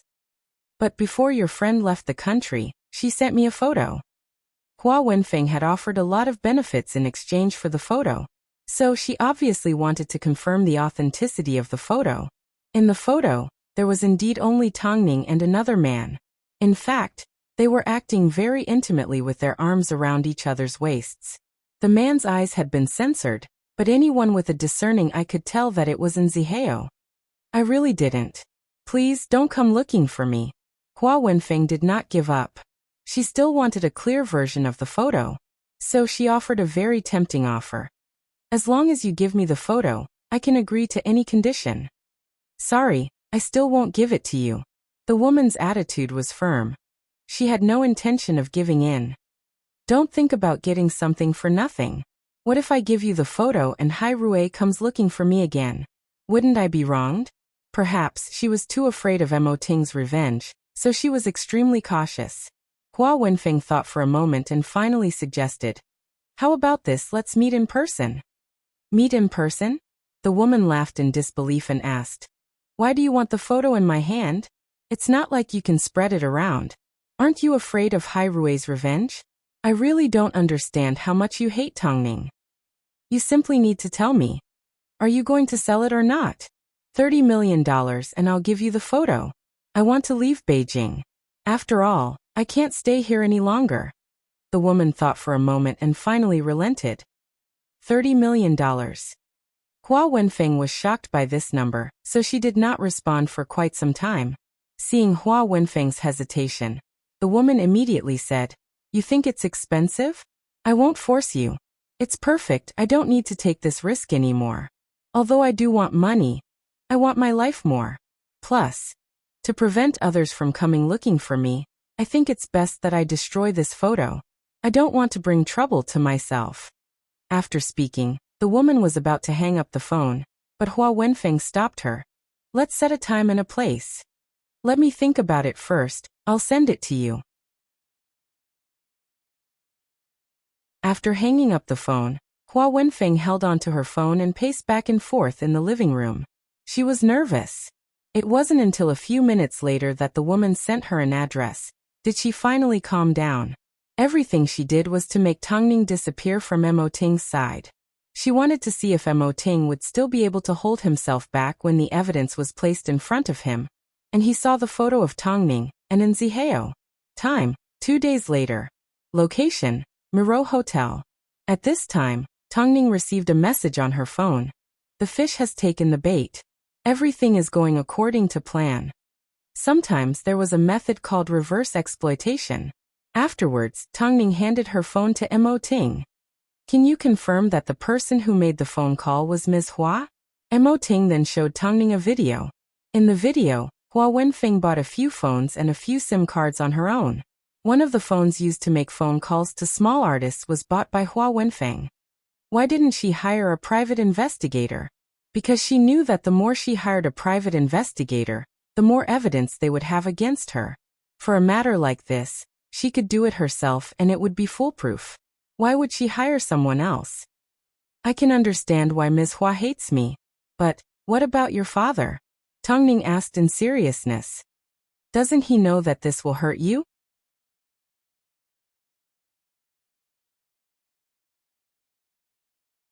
Chapter 628. I've never been an obedient person. But my appearance has intensified the conflict. They want to pull me away from you at all costs so that you will wake up. Tongning's lips curved upwards gently as she looked down at her stomach and shook her head. It doesn't look good. I thought I was the only one who liked to hurt myself while hurting the enemy. After speaking, the couple fell silent. After quite some time, Tongning continued. Tang Xian is treating me this way. At least we have a mutual benefit. But, your parents? Are they willing to go this far and are even willing to fight to the death? Is that necessary? No matter how big the conflict is, no matter how much you don't like me, do you need to go around slandering your daughter-in-law, or even your own grandson? I'm sorry. Mo Ting hugged Tongning tighter. The Tang family has already caused you enough trouble. What have you to be sorry for? Her eyes were filled with heartache. Actually, I once dreamed of a beautiful life as a mother-in-law and daughter-in-law. I thought, if Madame Hua didn't dote on me, she would at least love you. But, you are Mo Ting. In my heart, and in many people's hearts, you are omnipotent. As for your parents, they shouldn't have behaved like commoners. The things that I've done are completely unbefitting of my status. After hearing this, Mo Ting lifted her up from the sofa and carried her towards the bedroom. There are some things I'm still investigating. In reality, even Mo Ting didn't believe it himself. How confident are you? Tongning knew what Mo Ting was investigating, so she asked out of the blue. 9 points. It turned out, in Mo Ting's heart, the Hua Wenfeng in front of him was a complete fake. Actually, there's a simpler way. Things are not as simple as you think. Mo Ting pushed open the bedroom door and placed Tongning on the bed. I need to get to the bottom of this. If you don't give me an answer soon, I'll make my move at the Miro Hotel in 2 days. I won't let go of anyone who wants to break us up or hurt our baby, even if it's your mother. She could lose her reputation and face even more serious consequences. Did I stop you? After speaking, Mo Ting minded his own business and headed into the walk-in closet. By the time he came out, he was dressed in white home clothes. Mo Ting had always known that Tongning knew what she was doing. And in this world, the only person who understood his difficulties and could empathize with his pain was Tongning, because she didn't want to throw this dilemma to him. And when dealing with a matter like this, the worst thing to do was to bring up the relationship between mother and son, mother-in-law and daughter-in-law. After all, when Hua Wenfeng did what she did, she had completely forgotten about them. Sorry, it was fine to hurt her, but to hurt Mo Ting and the child. She would never tolerate it. Meanwhile, Hua Wenfeng was dreaming about Tongning being abandoned by Mo Ting, as long as she could get her hands on evidence of Tongning cheating. In reality, the reason why she wanted Tongning and Mo Ting to split up was simple. She knew Tongning wasn't easy to deal with and needed to be eliminated. Otherwise, the risk of her identity being exposed would increase. As for Father Mo, he had been used by her from the start. As the fake Hua Wenfeng, what kind of feelings could she have for Mo Ting? Mo Ting wasn't even her own son, let alone her daughter-in-law. Actually, from the beginning, she had already considered putting on an act in front of Tongning. But the prerequisite was that Tongning acted like a normal daughter-in-law without any brains. After all, Mo Ting didn't lack women. Even without Tongning, he was still the mesmerizing Mo Ting. Women were always throwing themselves at him. So why did he have to stick around Tongning? Over the next 2 days, a woman wearing a hat and a face mask kept walking around the entrance of Hyatt Regency. This attracted the attention of the security guards, so they approached and asked, "What are you doing here? Why are you walking around here all day?" As soon as the woman heard the security guard's question, she began to stutter. "Actually, I am here to look for Mrs. Mo. I have something to ask of her." "Which Mrs. Mo are you looking for? Do you know where this place is?" the security guard asked as he pointed to the luxurious entrance of Hyatt Regency. "I suggest you leave. The person you are looking for is not here." "Oh, okay." The old woman glanced into the estate and noticed a black car driving out of the front gate. She subconsciously looked over and saw Father Mo and Hua Wenfeng inside. They were about to leave the house. 1,000 emotions rushed through the woman's heart as her eyes immediately turned red. She had once married Mo Linyuan because he was a peaceful man and loved his wife dearly. But after so many years, this man couldn't even tell the difference between a real wife and a fake one. He even allowed a slut to bully his son and daughter-in-law. Just thinking about this, her heart could not calm down. As the car drove past the two, the security guard immediately saluted the people in the car. He then bent down and said to Hua Wenfeng, "Mrs. Mo, someone is looking for you." Hua Wenfeng looked at the woman through the thick windshield with a confused expression. "I don't know her. If she is a paparazzi or a reporter, throw her out." "Did you hear that? Mrs. Mo said she doesn't know you." Hua Wenfeng did not look at the woman seriously, so she did not suspect anything. However, the security guard raised his hand at the woman. "I'm sorry. I'm not looking for this Mrs. Mo. I'm looking for someone else," the woman explained. "I'm looking for Tongning. Tongning knows me. If you don't believe me, give her a phone call. If she says she doesn't know me, I will immediately leave and won't bother you again. Otherwise, if you offend me, you won't end up well either." The security guard felt that the woman's words made sense, so he nodded his head. "Then wait here." After speaking, the security guard entered the villa and personally knocked on Tongning and Mo Ting's door. The person to open the door was Tongning. "Mrs. Mo, there is a mysterious woman wrapped in a scarf and wearing a face mask looking for you. May I ask if you know her? If you don't, I will immediately send her away." After hearing this, Tongning was a little surprised. Of course, she didn't know this woman. Send her away. But just as she was about to close the door, she suddenly remembered the woman she saw at Hu Jingjing's birthday party. So she called out to the security guard, "I know her."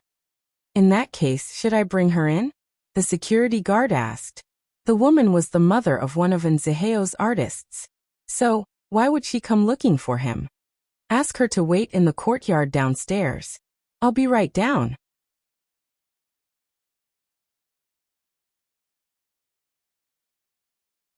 Chapter 629. Okay, Mrs. Mo Ting had already left for Hairue, so Tongning was all alone at home. If she were to bring the woman home, and she had ulterior motives, it would be hard for a pregnant woman to deal with her. So Tongning arranged for them to meet in the garden. At a time like this, Tongning didn't have to help. But she wasn't a snobbish person. If a normal person needed her help, she wouldn't reject them. Especially since she had Nziheo. When Tongning was ruthless, she was always dealing with her enemies. She would never point her knife at an innocent person. This was what the old woman liked about Tongning. Soon, the old woman arrived at the garden in the heart of the villa. Meanwhile, Tongning arrived in the garden wearing a jacket. As soon as the two women saw each other, Tongning looked at the old woman suspiciously. Of course, at such a close distance, it was impossible for her not to notice something was wrong. Is this a burn? Yes, it's been many years. The old woman subconsciously tightened her mask. Tongning smiled and did not force her. You are the mother of the artist that Zihao signed, right? We met once that night. But, why did you come looking for me? Xiaoxing is working as a stunt double for Mr. N. She is usually training and isn't at home. I heard about the rumors between you and Mr. N from Xiaoxing, so I'm afraid. Are you afraid that it will affect your daughter's future? Tongning seemed to have seen through the old woman's motive as she smiled gently. You don't need to worry. This matter won't affect your daughter. I know you are innocent.